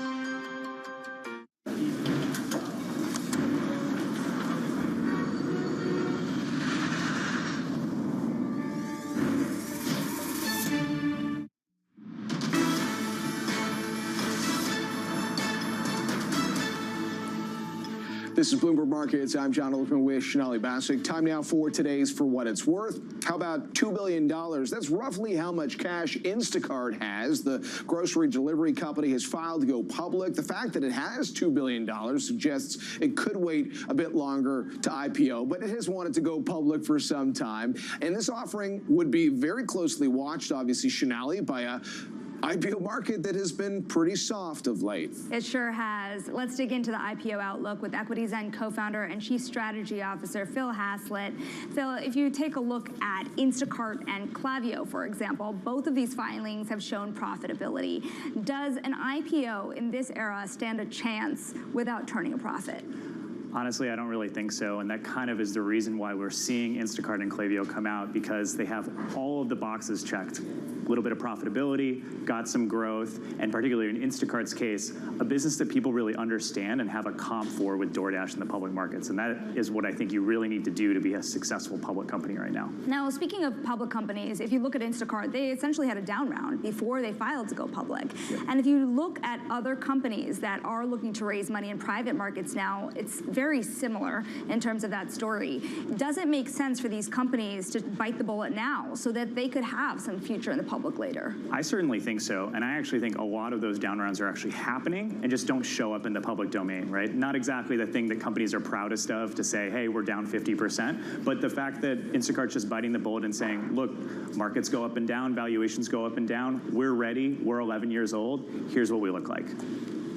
Well, to your point, Phil, I mean, this is a company that has been ready to go, but because it has a lot of name brand recognition, I'm sure there are a couple of people that are in or around Instacart that might be cheering them on right now. I mean, is this particular offering the kind that might inspire more IPO investors to encourage other companies to go public? Yeah, absolutely. I think, you know, at EquityZen, we track a lot of these 1,400 unicorns that are kind of in the pipeline to eventually be public companies, and Instacart is going to definitely be a bellwether to see if other companies want to file before the end of the year. Now, they don't have much time, right? You normally see announcements happen on the Tuesday after Labor Day, but nevertheless, we're all here instead of vacation working on this one instead.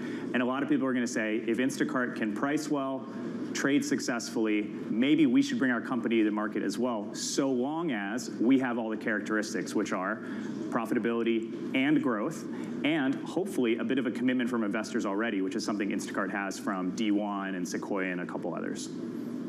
And Phil, maybe you can connect the dots, because there was an earlier generation of technology companies that generally would go public earlier in their life, but the fact that Instacart's been around for more than a decade highlights the fact that you can operate in the private world. People can even trade in companies privately, but certainly there's that opportunity when you're public for all sorts of stakeholders to get more involved in the public market, or perhaps to get that opportunity to unlock some of the capital they've got. What have the private markets been like during this period of IPO softness? Yeah, for sure. So we've typically seen something that's very consistent with Instacart's pricing, which is we've seen discounts versus the company's last funding round or valuation of about 40 or 50% in the markets right now. And if you kind of take a look at Instacart's last funding round, which I think was about 30 or 40 billion in 2021, which was the high watermark, our estimates are the company's going to come out at probably maybe a 12 or 13 billion dollar valuation. So maybe a little bit below that discount that we're seeing. But I think what we're having conversations with these companies is, okay, you know, we were worth 2 or 3 or 5 billion. Will we be successful if we tap the public markets at 2 or 3 billion, or should we continue to grow as a private company? Because as you mentioned, the kind of shoot first and grow at all costs and ask questions later era is gone. You know, Uber is trading below its IPO price, Dash is 20% below, Lyft is 80% below, and WeWork is on the brink of bankruptcy, right? So that era is gone. What we need to see is if a company does have kind of those core characteristics, and that's a conversation at EquityZen we're having with a lot of CFOs, CEOs, and even investment banks too. There are exceptions. Let's talk about Databricks, for example. It's reaching a new funding round that would value it at $43 billion, and that is higher than the $38 billion that you saw just a couple of years ago. Do you have to have a connection to AI to have any sort of boost in your funding round at this point in time? Yeah, it certainly seems like the golden ticket, or at least a bit of an escape hatch for some companies. I think if you think of a company like Databricks or maybe a sector like cybersecurity, if your overall market is growing very, very quickly, that is an opportunity for you to probably still be able to go public, maybe with a bit of losses. But that group is quite small. And the one thing I'll add for AI companies is that most of them are quite new. So you don't have a lot of companies that will be able to show a history of even revenue and revenue growth. You know, you've got companies that are 4, 5, 6 years old, maybe even younger. And so to tap the markets and try to convince institutional investors, we're going to make it, we're going to be great, you can rely on 3 years of data, is going to be a little bit tougher of a pill to swallow.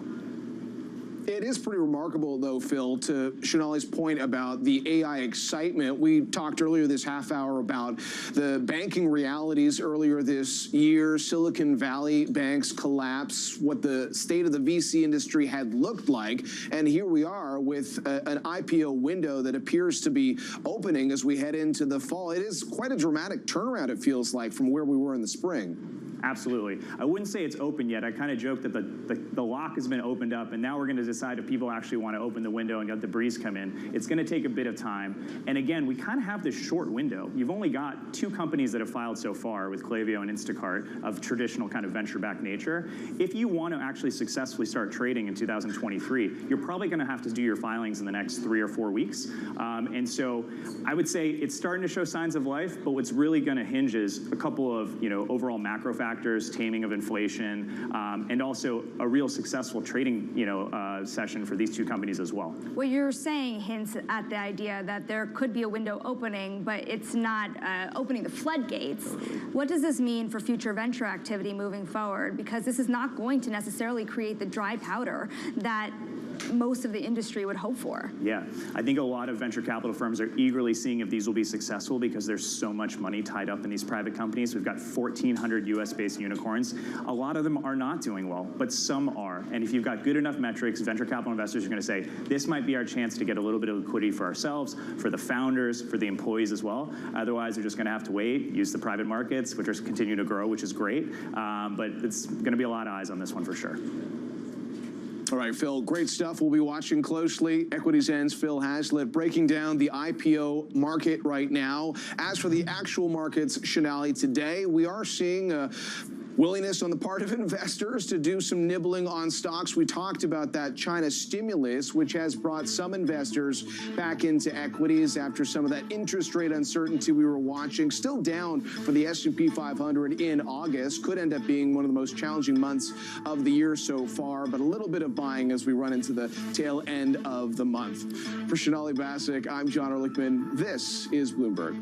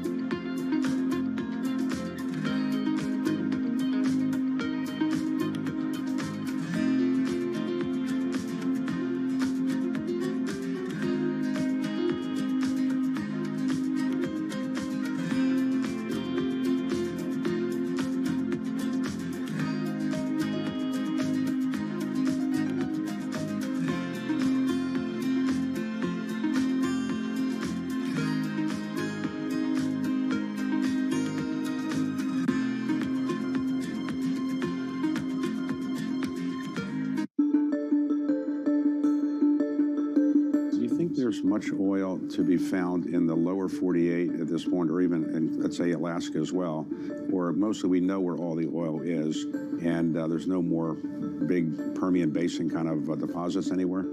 People have said that over time. And then we've always been surprised. And so the U.S. has been explored more than any other place in the world. I think the industry has a good idea.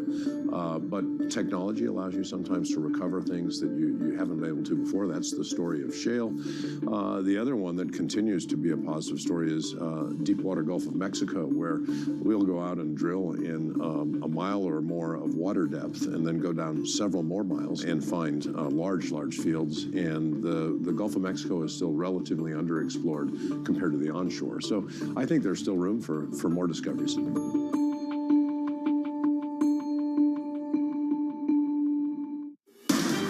the world of politics to the world of business, every weekday at 5 p.m. Eastern Time, hosts Anne-Marie Hordern and Joe Matthew alongside Kaylee Lines deliver news, insight, and analysis live from Bloomberg's Washington headquarters. Get the latest from and about politics' biggest power players at the end of every trading day. Balance of Power, every weekday at 5 p.m. Eastern Time, only on Bloomberg, your global business authority. From New York City, From London, in Sydney, from Washington, in Tokyo, 9 a.m. in Beijing and Shanghai. Good morning, everyone. Have a great evening. Here's what I'm watching. You do not want to miss this story. Is there the kind of upside? Why do the biggest names in business choose Bloomberg? That is a great question. It's a great question. Great question. Great question. Best question I get all night. Bloomberg, top experts, great questions.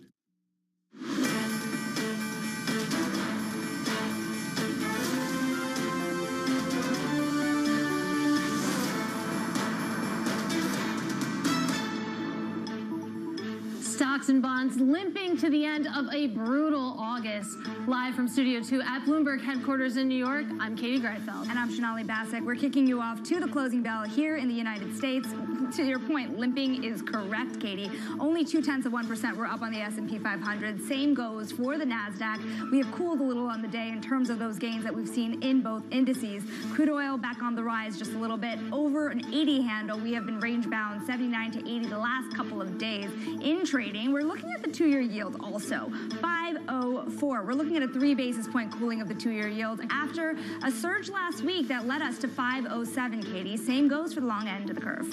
Yeah, it has been an August to forget for investors. Even with last week's gains, the S&P 500 on track for its worst month since December 2022. And seasonality suggests that September might not be much better. Going back in 30 years of data, the S&P 500 has declined by 0.7% on average, making it the worst month for the big benchmark. And with earnings in the rearview mirror, sentiment, of course, will be dictated in a big way by what's going on in China. Nation stocks soared on Monday to start Monday after another burst of support from Beijing, but that rally quickly lost steam. Meanwhile, the yuan continued its slide, and investors in a Bloomberg survey only see that pressure building from here. We're going to talk through what markets want to see in terms of concrete actions to prop up the world's second largest economy.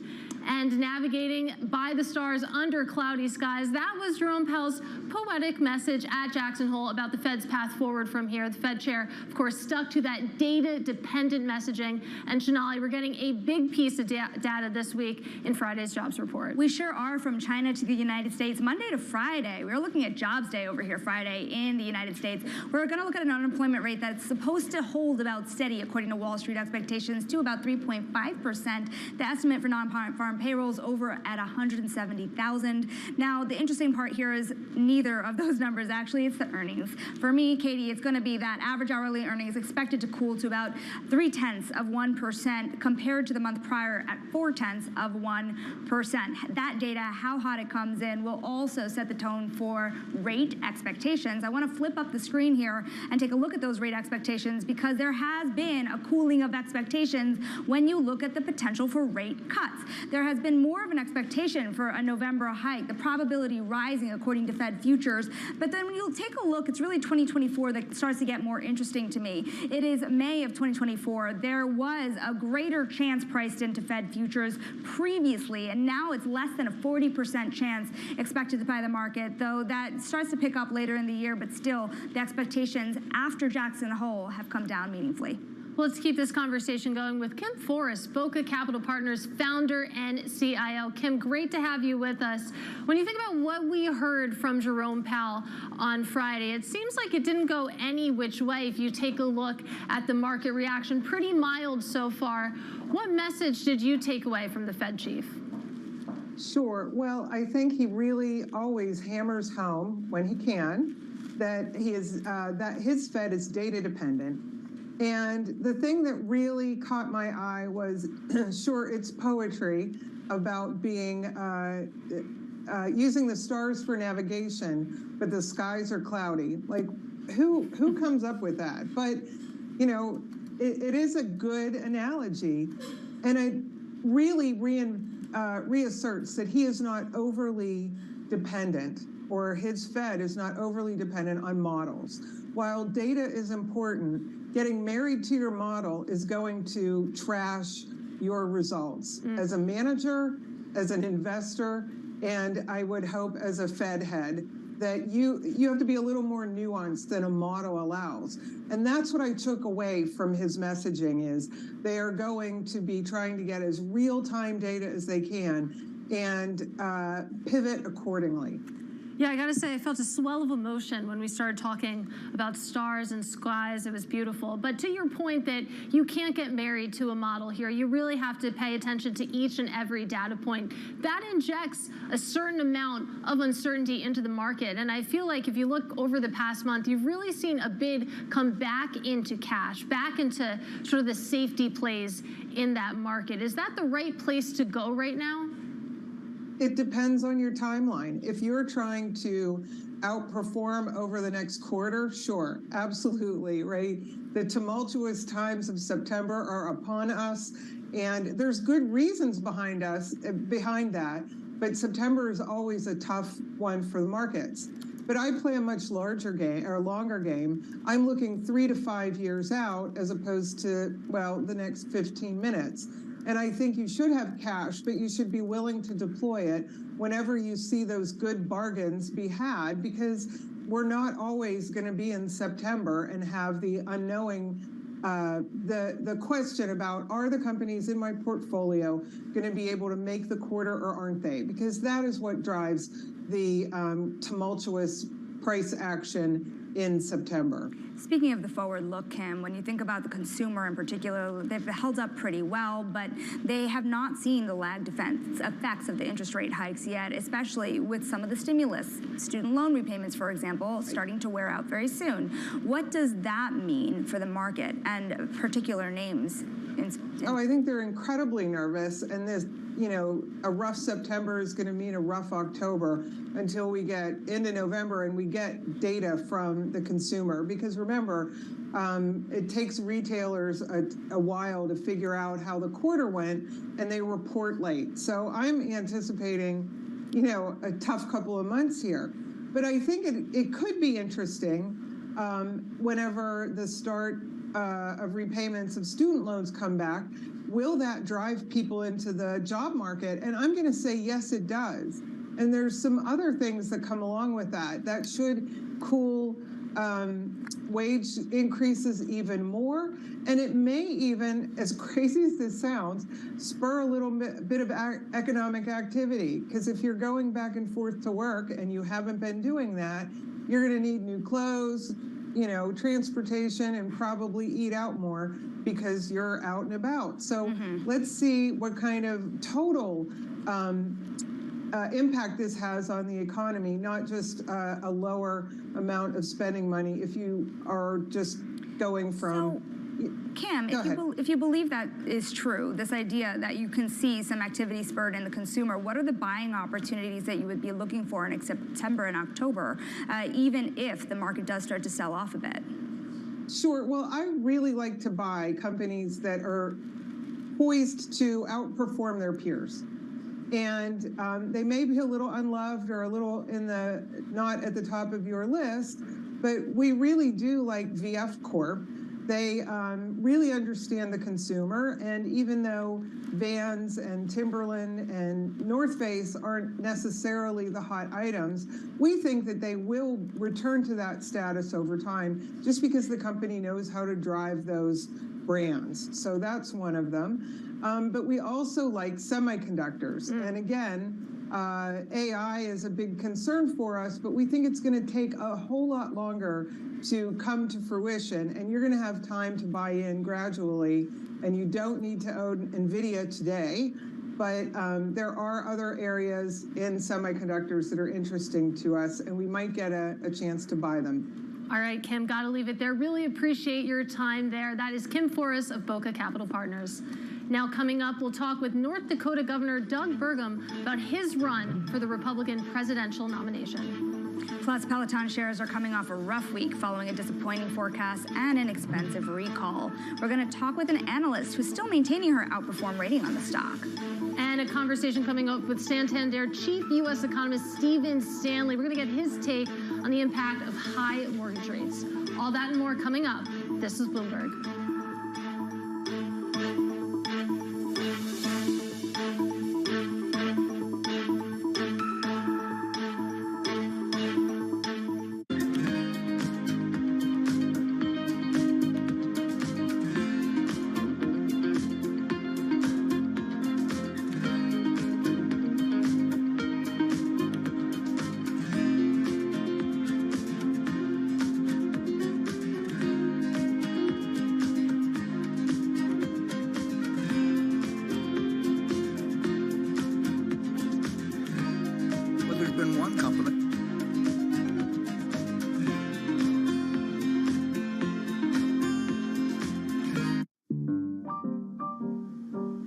Okay, so you're moving in on me quick, distracting me with your fancy hands. I'm going to deal with your knight because it's really bothering me. Ah, my knights. Yeah, he's a troublemaker. Yeah. What did you get up to this weekend? You know, just robot stuff. A lot of chess. I was practicing for you. I know you're pretty good. Ooh, I don't like that. I will take this. Put it over here. Not cool. Not cool. All right.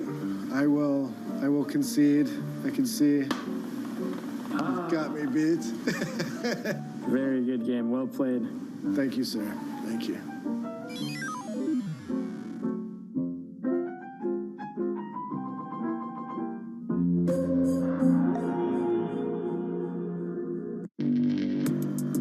Access the financial world on demand. Hear from leading economists, policymakers, and industry experts via live and on-demand webinars, only from Bloomberg. Start exploring to see what's moving the markets. Visit Bloomberg.com/webinars.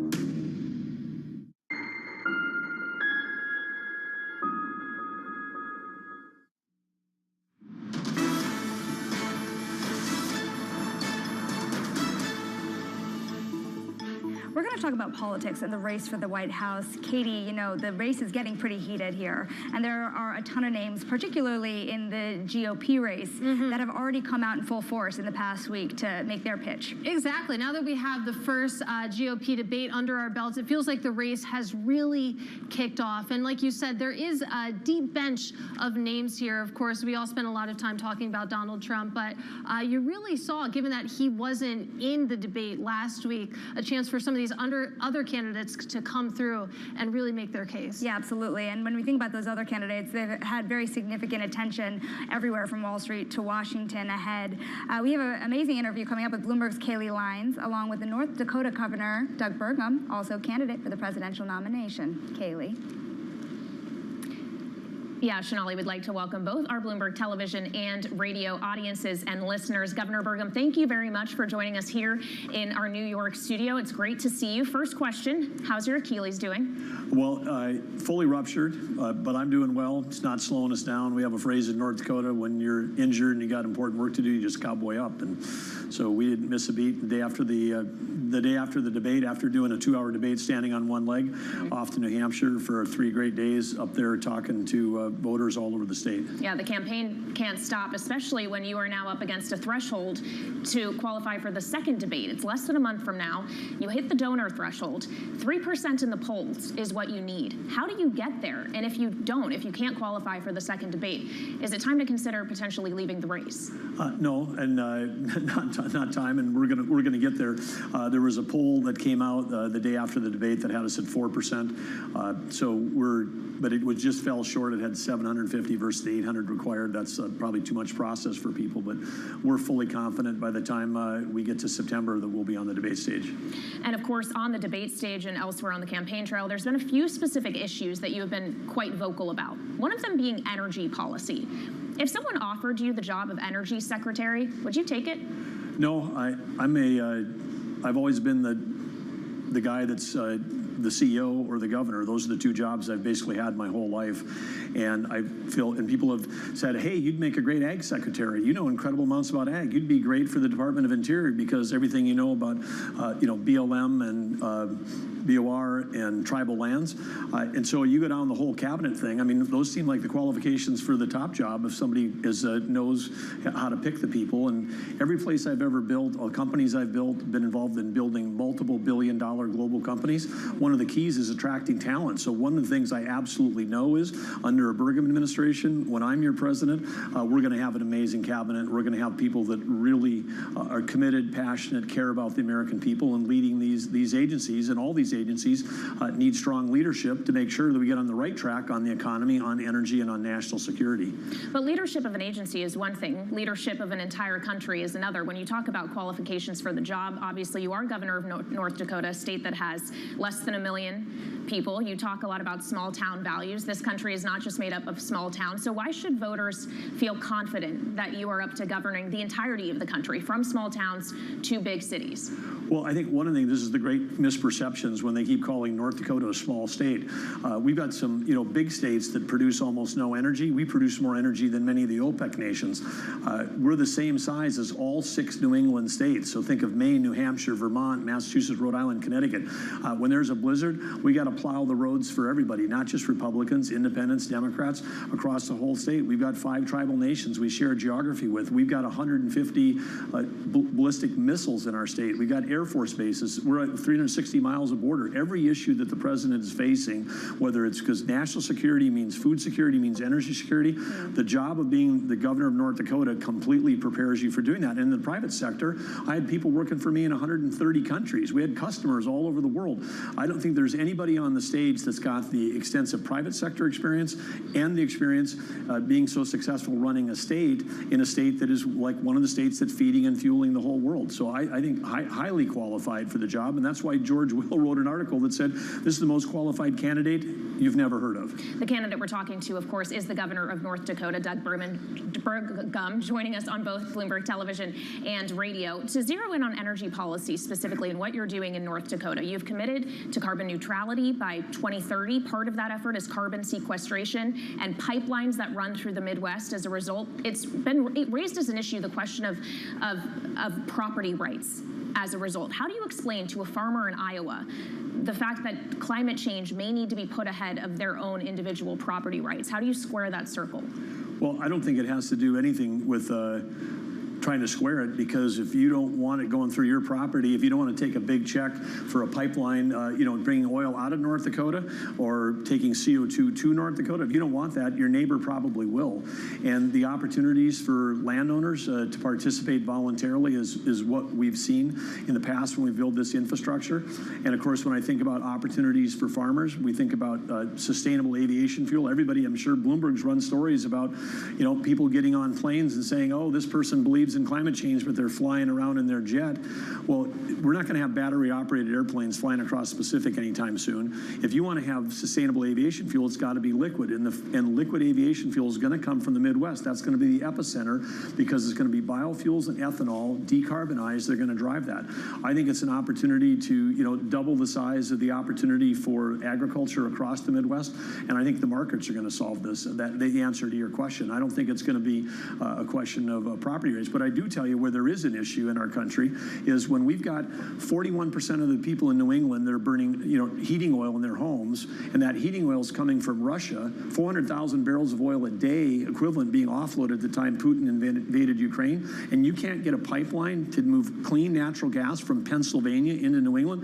That's a problem. And if we want national security to include being able to supply all 48 states with clean U.S. energy versus exporting it to people that do it less cleanly than we do, then we've got to figure out a way to get pipelines built in this country, including those that help our energy security. So a lot of this comes down to substantive policy questions, and yet so much of this campaign to this point has been dominated instead by the legal trials and tribulations of the current frontrunner, former President Donald Trump. It is a subject that is unavoidable for Republican candidates. This is someone you are competing against. As we look at a primary season in which we have news today, we could see now 3 trials that the former president is facing in the middle of primaries, just a day before Super Tuesday. Is it time for him to consider dropping out of the race? The longer this goes on, does it mean Republicans could fare worse in a general election? Well, certainly it's up to any candidate to decide whether they want to stay in or stay out of a race. But I'll tell you what, I know that who was watching that debate last week and who watches our country closely, and that's China. We're in a Cold War with China. We're in a proxy war with Russia.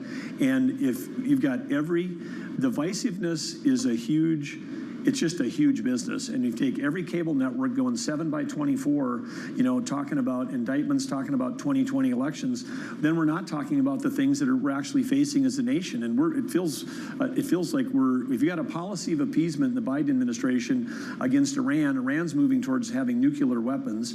We've got China's economy is falling apart, and we have a dictator whose economy is falling apart, both in a real estate crash and unemployment for young people.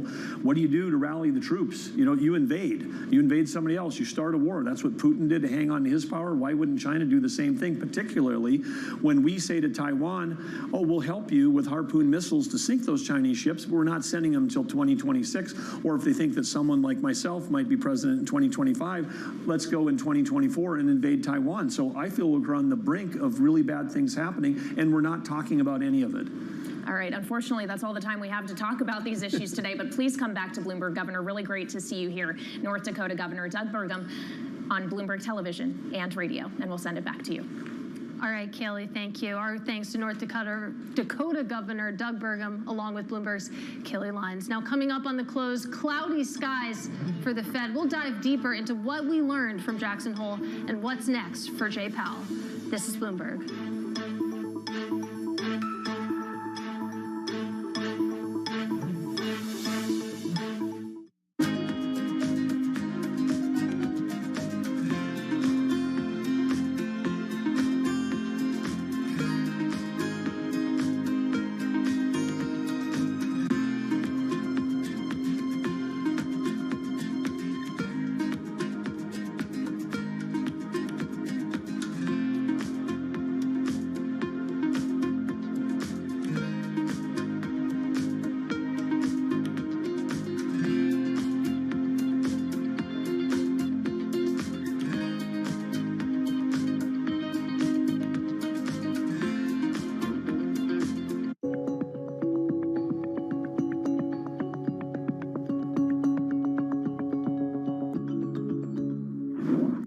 One of the ones we're working on at the moment is how do we charge back into Ukraine as soon as the European authorities say it's safe to fly in Ukraine again. Now, nobody knows when that is going to be.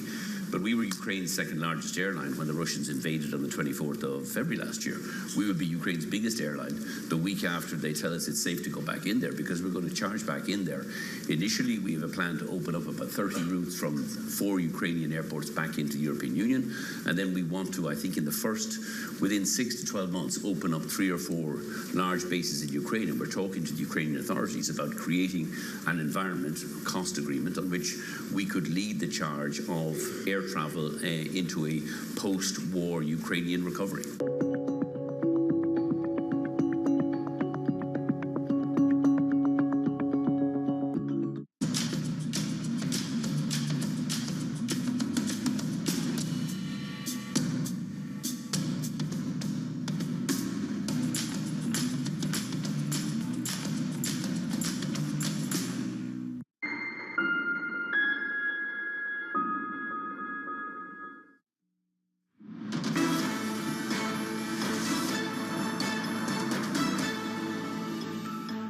Chair Powell's message at Jackson Hole was clear: higher rates until inflation is contained. But what are the post-inflation challenges for the Fed? Joining us now to help break it down is Bloomberg's Mike McKee and Liz McCormick. And Mike, I'll start with you since you were on the ground in your hat.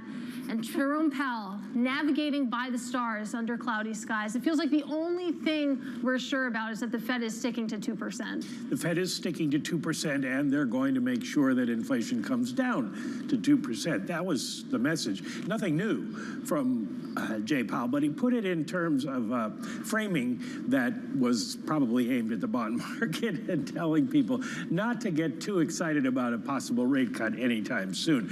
They still have inflation coming down, which is good, but extraordinary growth numbers so far for this time in the recovery. The Atlanta Fed GDP almost 6%. So then the question becomes, even if that's way off, then the question becomes, does this growth generate more inflation? And that's the one thing that they are concerned about. You know, I want to bring Liz in here because there's the eco data, but then there are the auctions also. And you're watching the Treasury auctions, really 2 and 5 year, drawing the highest yields since before the financial crisis. How sustained do you think that type of activity is going to be as we watch more auctions hit the surface? Yeah, I think it's going to be there for a while. I mean, today's auctions were decent, not, stellar, not terrible. They sold the paper, but it's amazing, Shanali, that 2-year note came with a 5% coupon, that didn't seem like it would happen years ago. And like Mike said, with Powell saying higher for longer and kind of not giving the market a clear sign that we're going to cut rates, it seems like, especially in the short end, those rates are going to stay sticky for a while. And it's interesting, if you think about how the market is digesting some of what we learned on Friday that Mike walked us through. You take a look at the positioning right now, and to your point, it's very split. Yeah, exactly. Very much shorts on the leveraged funds, asset managers are long. And Ed Bolingbroke, our favorite, guy writing about derivatives with us, he says, that part of that is the basis trade, right? But there is still, like you talked to Katie Kaminsky of Alpha Simpex, they're very short the bond market. I think the leverage accounts, the CTAs, are still leaning short overall, too. Don't get me started on the basis trade. We can go all day about it. Mike, there's a lot of data up ahead as well. What is that going to mean for the market after the Jackson Hole speech? Well, it's going to be interesting to see how much it affects it. The big one on Thursday is the PCE inflation numbers, and that's what the Fed's following. Let's see what happens with core PCE. If on a month-over-month basis it starts to accelerate again, then they get concerned. Then jobs, obviously, on Friday. That's more of a confirmation thing than a new piece of information. If we still see the level of job creation slowing down, then that tells the market that the Fed is still on the right course. The question is, does it tell the market that? And so we're watching.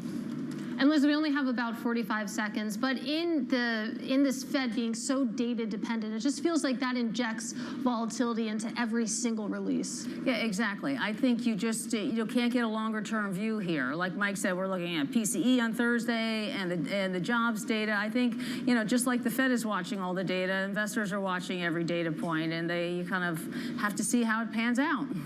All right, great stuff, guys. Our thanks to Bloomberg's Liz McCormick and Michael McKee. Breaking down Jackson Hole, you take a look at the markets right now. The S&P 500, it's still higher on the day to the tune of about 0.3%. But Shanali, we were up much higher a couple hours ago. Yeah, and if you take a look at the 2-year yield, too, it's been hovering around 5.05 all day. But as we've been saying, there's data ahead. So today is not the day for all that volatility, at least in the bond market. Data ahead, much more markets coverage ahead. From New York, this is Bloomberg.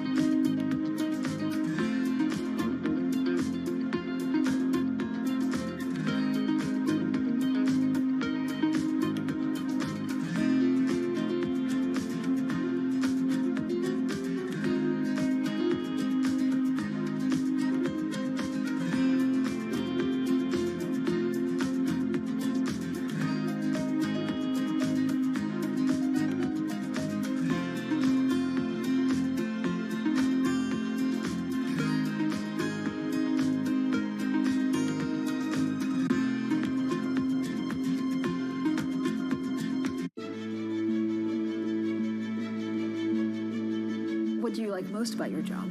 I think the people. I mean, ultimately, we're a people business. A lot of what my job is as CEO of the company is to give those people sort of motivation, to tell them where we're going, to encourage them to come up and do their best work, to encourage them to collaborate. Sometimes you sort of think you're almost a psychologist, as you are a business leader, I think, sometimes. And so what's your best piece of advice? I love pitches. I love being sort of leading from the front, if you like, and spending times with teams. I love to see the work that we're doing. When we pitch for a piece of new business, often when we come together. So I guess I try and put myself in the seat of the client. What's the client going to think when they see this work? Are they going to be excited? Is it going to turn their brand around? How's it going to resonate with their consumers? So as much as possible, I think probably I try and play that role.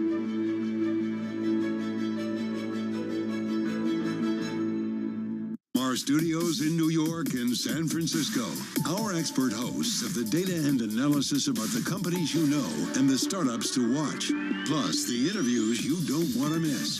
Watch Caroline Hyde and Ed Ludlow on Bloomberg Technology, the only daily business show dedicated to tech, right in the middle of the trading action. 12 p.m. on the East Coast, 9 a.m. in the West, only on Bloomberg Television, your global business authority. On the David Rubenstein Show, peer-to-peer conversations, I uncover the untold stories of the world's most successful leaders. Watch Wednesdays on Bloomberg Television.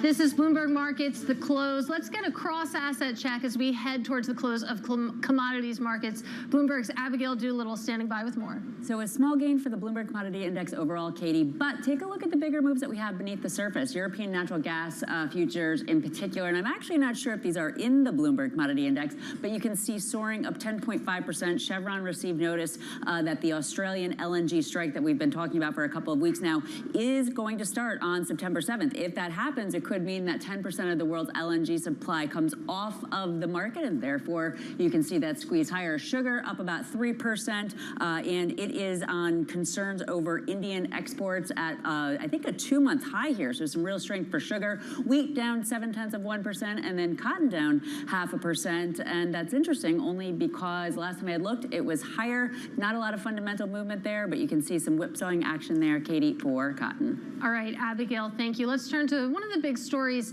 of the day. 3M, according to Bloomberg reporting, 3M has tentatively agreed to pay more than $5.5 billion to resolve over 300,000 lawsuits that claimed sold the U.S. military defective combat earplugs.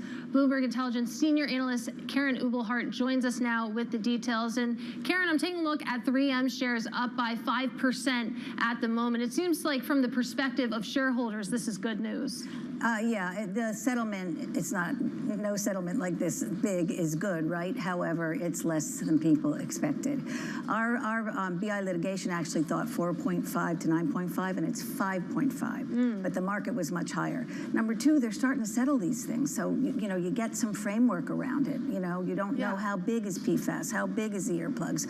Well, we're getting some framework around it, and that helps. On that point, why do you think they're settling this rather than just duking it out in courts? I think it would, it's funny because it would take a long time, and that actually they'd save cash in the meantime.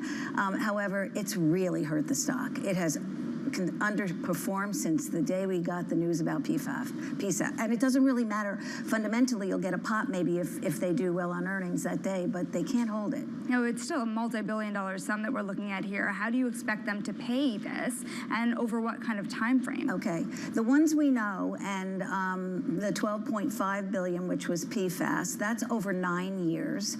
That's about $1 billion a year that they'll pay that out.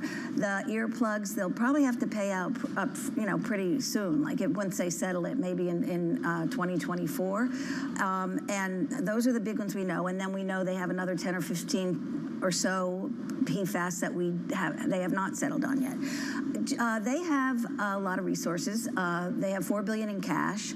They have a good balance sheet. They have room to borrow. They are selling their healthcare division, and the spin that we estimate they'll get, and the 19% share that they have, that'll give them another 11 to 13 billion. So you can round up the money. Can they keep up the dividend as they look to pay not only this sum but other potential sums? They can. There is enough cash to do that with all these different pieces. The question is, should they, when they get rid of healthcare, because they're a smaller company, a much smaller company. That was their, a third of the company. Let's talk a little bit about the rest of the business, the ongoing businesses. Now that we are potentially getting this settlement, according to Bloomberg reporting, what does it mean for the rest of the 3M umbrella? Well, first of all, 3M has really good positions in their good brand names. They're leaders in the stuff they do sell. They're a hodgepodge. They're almost like GDP. They sell into consumer markets, transportation markets, industrial markets, and so I think they're going to be a little bit more cyclical because they got rid of that health care. They will be more sensitive to cycles. And right now, the consumer cycle and China are hurting them.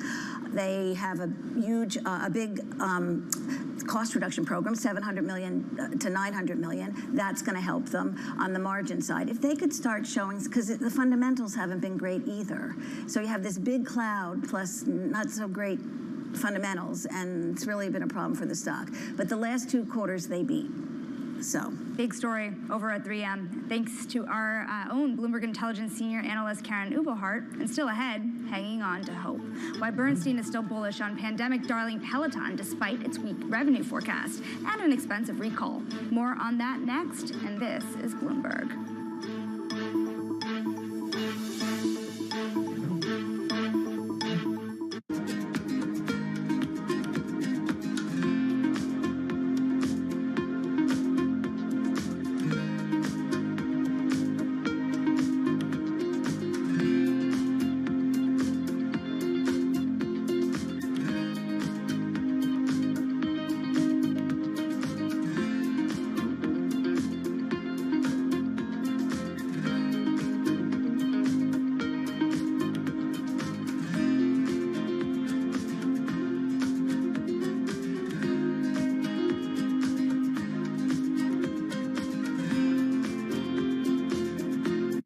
Names in business are on Bloomberg. I think there is a case for 3% inflation going forward, plus or minus, and I think if we got to that point, then the Fed would begin to consider stopping and maybe even lowering rates over the next year or so. Chairman Powell is trying to replicate what Paul Volcker did, to slay the inflation dragon. Nobody covers business like Bloomberg, your global business authority.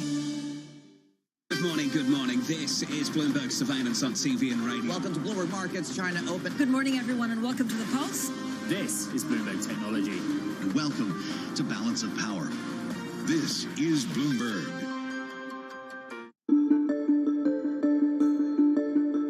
Do you think there's much oil to be found in the lower 48 at this point, or even in, let's say, Alaska as well, or mostly we know where all the oil is, and there's no more big Permian Basin kind of deposits anywhere?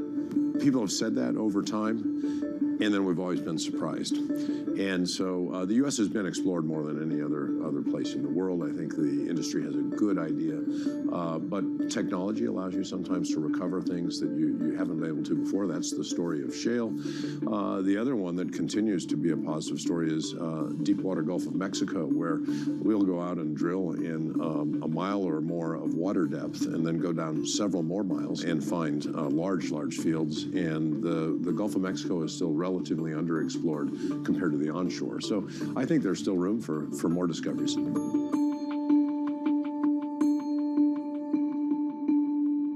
The top names in business are on Bloomberg. We're seeing a resilient consumer out there. We're also seeing consumers premiumize, and what we mean by that is consumer habits are changing. People want to drink better, not more, but higher quality spirits. And so, look, it's been a bit of a balance this year, battling inflation. At the end of the day, we see volumes growing back over time. Nobody covers business like Bloomberg, your global business authority.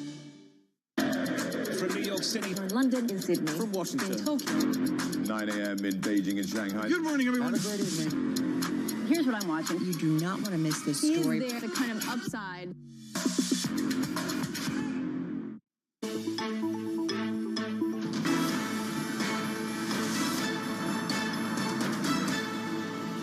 Time now for top calls. Look at some of the big movers on the back of analyst recommendations. And we start with JetBlue. It was upgraded to inline from underperform at Evercore ISI following a deep sell-off after the firm's previous downgrade in July. Now, in a broader note about airlines, the analyst noted that the industry's resilience has come despite high fuel prices and inconsistent summer demand. JetBlue currently unchanged on the day. Next up, we have CrowdStrike cut to equal weight at Morgan Stanley ahead of its second quarter report due on Wednesday.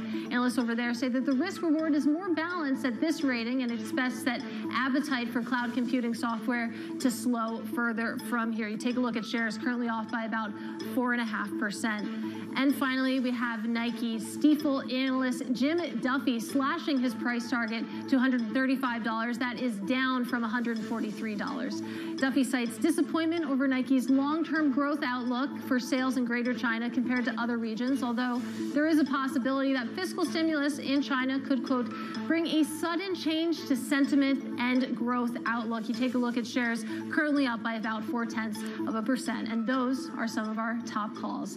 Let's stick with athletics here because Peloton, hoping to shake off investor impatience after the fitness company gave a weak revenue forecast for the current quarter. And while some analysts were quick to downgrade the stock in the aftermath, Bernstein says it's hanging on to hope and its outperform rating. And joining us now is Anisha Sherman. She's senior analyst over at Bernstein. She joins us now for more. And Anisha, it feels like every single quarter we get a little bit more bad news. What is the hope that you're still hanging on to for this name? Yeah, I think the challenge with Peloton for the last year has been that because of the turnaround in the business, they have so many one-offs on the P&L that it's really hard to understand the underlying company performance. But when you strip out all of the one-offs, things like high-cost inventory sitting in a warehouse, litigation, severance, store closures, asset write-offs. If you strip all of that out, the underlying numbers are getting better and better. Now, it still loses money, but it has slashed its OPEX in half. Its underlying profitability on the bikes is positive on a gross margin basis. And so the business is turning around. Now, what we need to see is the top line flipping to positive. And they do expect that to happen in the next fiscal year. And once that starts to happen, we'll see the rest of the P&L working. However, from the headline numbers, you don't see that progress unless you strip out all of the one-offs and look at the underlying numbers, which is harder for investors to read. Well, another problem, too, is the recalls themselves. Even if you think that the worst is over, what risk is there with the trust they have with their clients? So there have been 2 recalls. One has been quite major, which was the treadmill recall, but where a few people were actually injured quite seriously as a result of it, and that has been out of the market for over a year and is finally coming back into the market later this year in time for holiday. The second one was a very minor recall. It was the seat post that in very, very few instances gave in, and that's already been rolled out. So I think the bigger trust issue was for the treadmill, and we're now kind of 2 years out from that. It hasn't impacted continued sales of the tread, which is continuing to sell in the market, not the same model. So I don't think it's a huge trust issue. I think it's more from an investor perspective. They've just had so many recurring issues. They've had some terrible luck with, various litigation, a couple of different recalls, inability to sell one of the assets they were hoping to sell off. And so as a result, the P&L hasn't improved as fast as we hoped. Right. Even the CEO, Barry McCarthy, said on a conference call after earnings that he doesn't know how many of those unwelcome surprises there are in the future, but he figures they have to be getting closer to the end of the story. How much more uncertainty do investors have to bear when it comes to the Peloton story? I think the next couple of quarters are going to continue to be a little bit uncertain because we're still in the summer period, which is a slower period for sales. We've had one summer quarter, we're in another one that ends in September. And during that period, because the revenue, the top line is going to be soft, negative, or quite soft, as a result, we're not going to see a lot of leverage on the P&L, and we still have one-offs to get through. I think as we get into fall and winter, as the top line ramps up, they expect it to go into positive territory, and a lot of the inventory has now been sold out, so we can now start to see the improvements in inventory reflect in the cost base. We'll then start to see the P&L working, but I think it will take another quarter. And Anisha, as we covered, you're sticking by your rating here. What could go wrong, though? What would you need to see at Peloton that would prompt a downgrade from your shop? I think to me the biggest question is the sustainability of demand. For a lot of these COVID winter categories, home durables is another one where 2021 was such a good year that we've now seen 2 years of negative sales just comping off that to normalize. And we've seen a bit of that with Peloton. They had such a phenomenal year and a half that we're now kind of getting back to normalization. In a normalized post-COVID world, how much demand is there? That's my biggest question. And if the answer is not much, and if the answer is kind of low single-digit sales growth for the foreseeable future, that doesn't sound great for operating leverage and for sustainability of the business. So that is the biggest question, and we don't know the answer to it yet, which is what is the sustainable level of demand for Peloton's products in a post-COVID world? And Anisha, we only have about 45 seconds left with you, but when you talk about the sustainability of demand, put that against the macro backdrop, against the possibility that we might get a recession here. Yeah, it's tougher. I mean, they're a much better value proposition than they used to be. They have refurbished, they have rental, they have different use cases, they have digital apps. So all of those, I think, will help sales. But you're right. I mean, buying a $6,000 Tread Plus or a $2,500 Bike Plus in a recession environment, I think is going to be a tougher sell. All right, Anisha, really enjoyed this. Appreciate your time. Our thanks to Anisha Sherman over at Bernstein. Now, coming up, we'll be joined by Stephen Stanley, Santander Chief U.S. Economist, to discuss the decline in U.S. mortgage applications for home purchases. That's next. This is Bloomberg.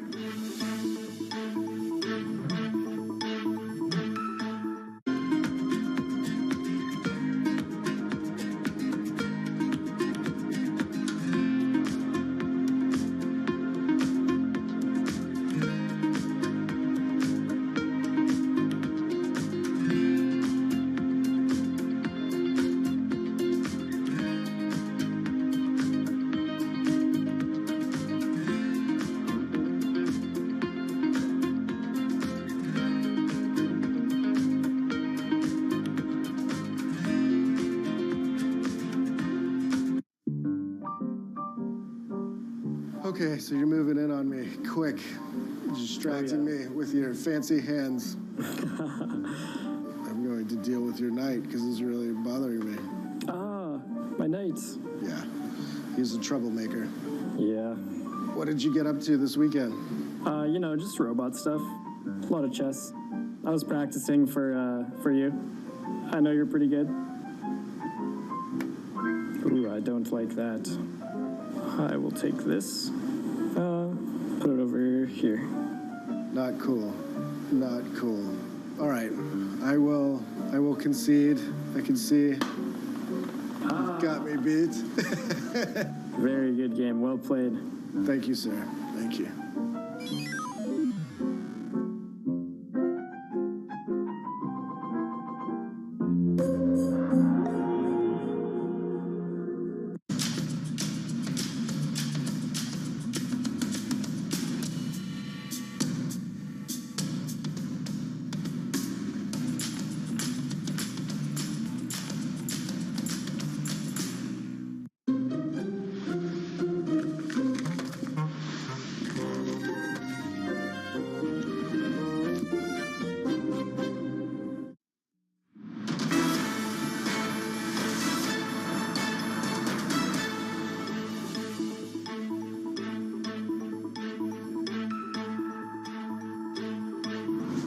time now for our Wall Street Week daily segment. David Weston joins us now with a great guest. Katie, thank you so much. One of the questions Fed Chair Powell addressed on Friday in Jackson Hole was whether their interest rate hikes have done the trick on inflation. But Rick Reeder of BlackRock recently explained why he thinks the economy may be more resistant to the effects of interest rates than it has been in the past. The U.S. economy is not as interest rate sensitive as it was 20, 30 years ago. People have locked in their mortgages already. The banking system runs differently. Commercial real estate gets hurt. Companies have termed out their debt. They don't rely on the front end of the yield curve like they used to, the Fed funds rate. When the Fed raises rates this much, you hurt parts of the economy, the regional banks, the small banks, your commercial real estate, but the rest of the economy is amazingly resilient to it.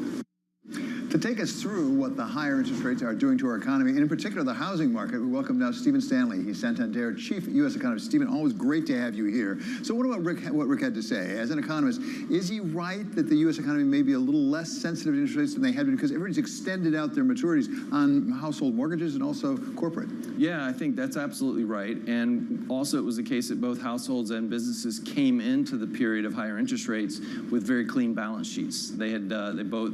Households had a lot of savings. Businesses, as you mentioned, had borrowed a lot at very long-term maturities and also had a good amount of cash on hand. At the same time, we see mortgage applications going way down. There's an effect on the housing market of these. We're now, what, at 7.3, I saw last week, in interest rate, mortgage rates. So what is that doing to the housing market? Is there a short-term effect?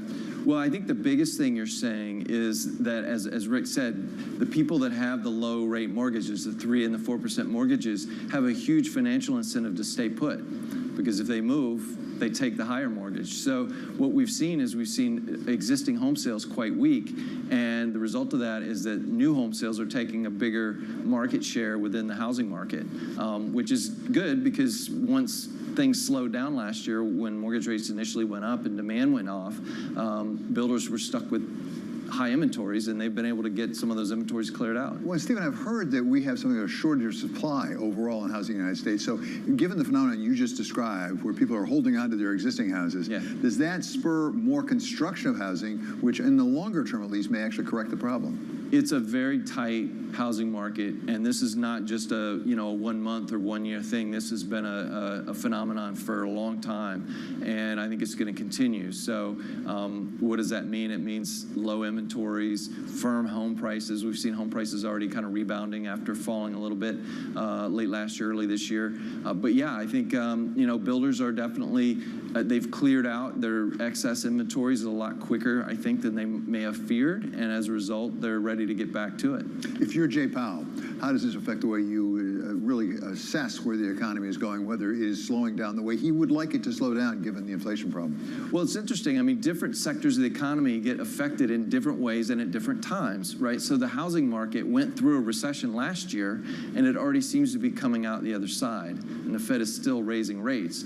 The consumer hasn't really been affected much yet. So depending on what part of the economy you look at, you get very different results. So is that, ironically, maybe some troubling news for Jay Powell? Because if the housing market is coming back, that means it's going to be a little harder to constrain what he needs to constrain. It could be, yeah. It absolutely could be the case. We've seen a little bit of a reacceleration in growth this year. I think very surprising for Fed officials and for most of us economists. And Powell alluded to that last week when he said, we've seen above trend growth. We haven't seen the slowdown in the labor market that we would like to see.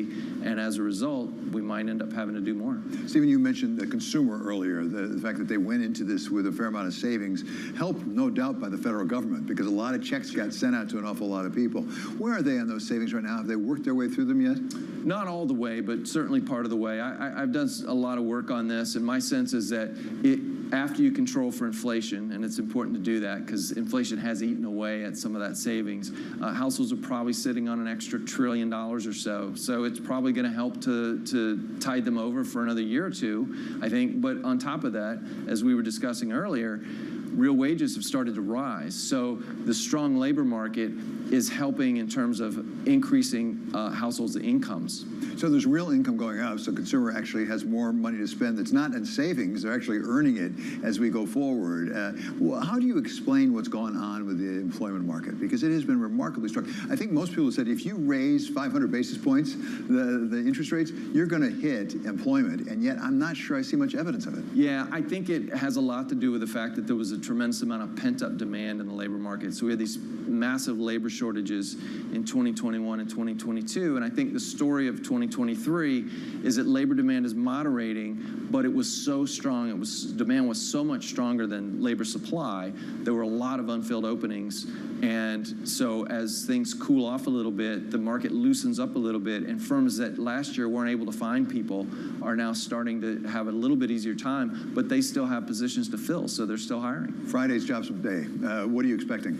I'm a little above consensus. I think we're going to get a little bit of a rebound, and I think that we are getting slowing in job growth from one month to the next, but it's been pretty gradual. I think the unemployment rate, which has been pretty steady for over a year now, right around 3.5, I think it stays there for certainly through the end of this year. In the meantime, how do you explain what's going on with GDP? Those GDP now forecasts come in, but they're just sort of eye-popping, some of them, what we're going to see in Q3. Well, consumer spending has been very good. It was good in June, and it looks like it was even better in July.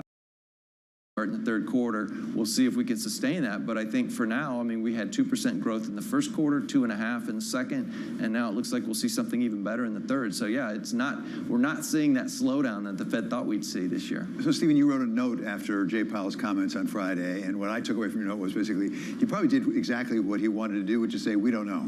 We don't know whether we're going up more or not, holding firm where we are.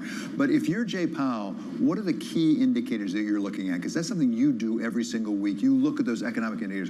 What are the ones that really make a difference? Well, I think number one on the list has to be inflation, right? Because the Fed's, as Powell said, job one is to get inflation back to 2%. And we've had a couple of good inflation readings, June and July CPI, but that is not in and of itself enough to make the Fed comfortable, because as Chairman Powell said, to get a sustainable decline in inflation, you're probably going to need to see a period of below trend economic growth and maybe some moderation in the labor market. We haven't seen that yet. So whatever we're getting in terms of good news on inflation might not be sustained if the economy doesn't cool off a bit. Well, and good news, it isn't just that inflation has come down from its highs. It has to keep going down, as you said, declining, because he said more than once, it's 2%. When we said 2%, we meant 2%. And what is it going to take to get us to 2% in your judgment? Yeah, no, well, I think I think we're going to have to see a significant slowdown in services inflation, which is what the Fed has been emphasizing.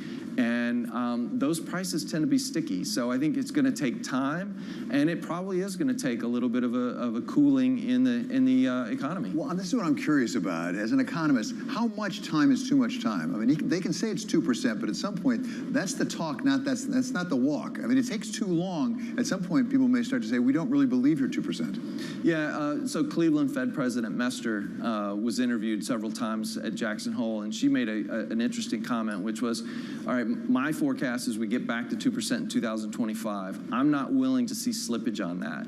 So if my forecast for 2025 starts to move significantly above 2%, then policy probably has to get tighter. So it feels like they're willing to give it until then. So, you know, there's a good amount of lead time there, but they need to see that that forecast is still trending in that direction. Stephen, always really great to have you on Wall Street. We can really appreciate that. Stephen Stanley, he's Santander Chief U.S. Economist. Tomorrow, we're going to be joined by Bindia Vakil. She's Resolink CEO, to talk about where we are on supply chain reform. And then on Friday, we'll have Chris Miller. He's the author of Chip War. We all know that book, don't we? That will be coming up at 6 p.m. Eastern Time on Wall Street Week. Katie? All right, David, really looking forward to those conversations. But before we get there, still ahead on the close, we're going to have more on these markets. You take a look at the S&P 500 right now. It's still in the green, up 0.4%. We had been higher by about 0.7% earlier, but starting to see those gains chip away here. It's the same thing on the NASDAQ 100, some of the enthusiasm coming out of your big tech stocks. I will say, though, that volume way down. If you take a look at volume on the S&P 500, it is 22% below its 20-day moving average. You can also see a bid coming back into the bond market, but just barely. You take a look at 10-year yields there, down by about 2 basis points or so, still hanging out at those extremely high levels. Much more coming up from New York.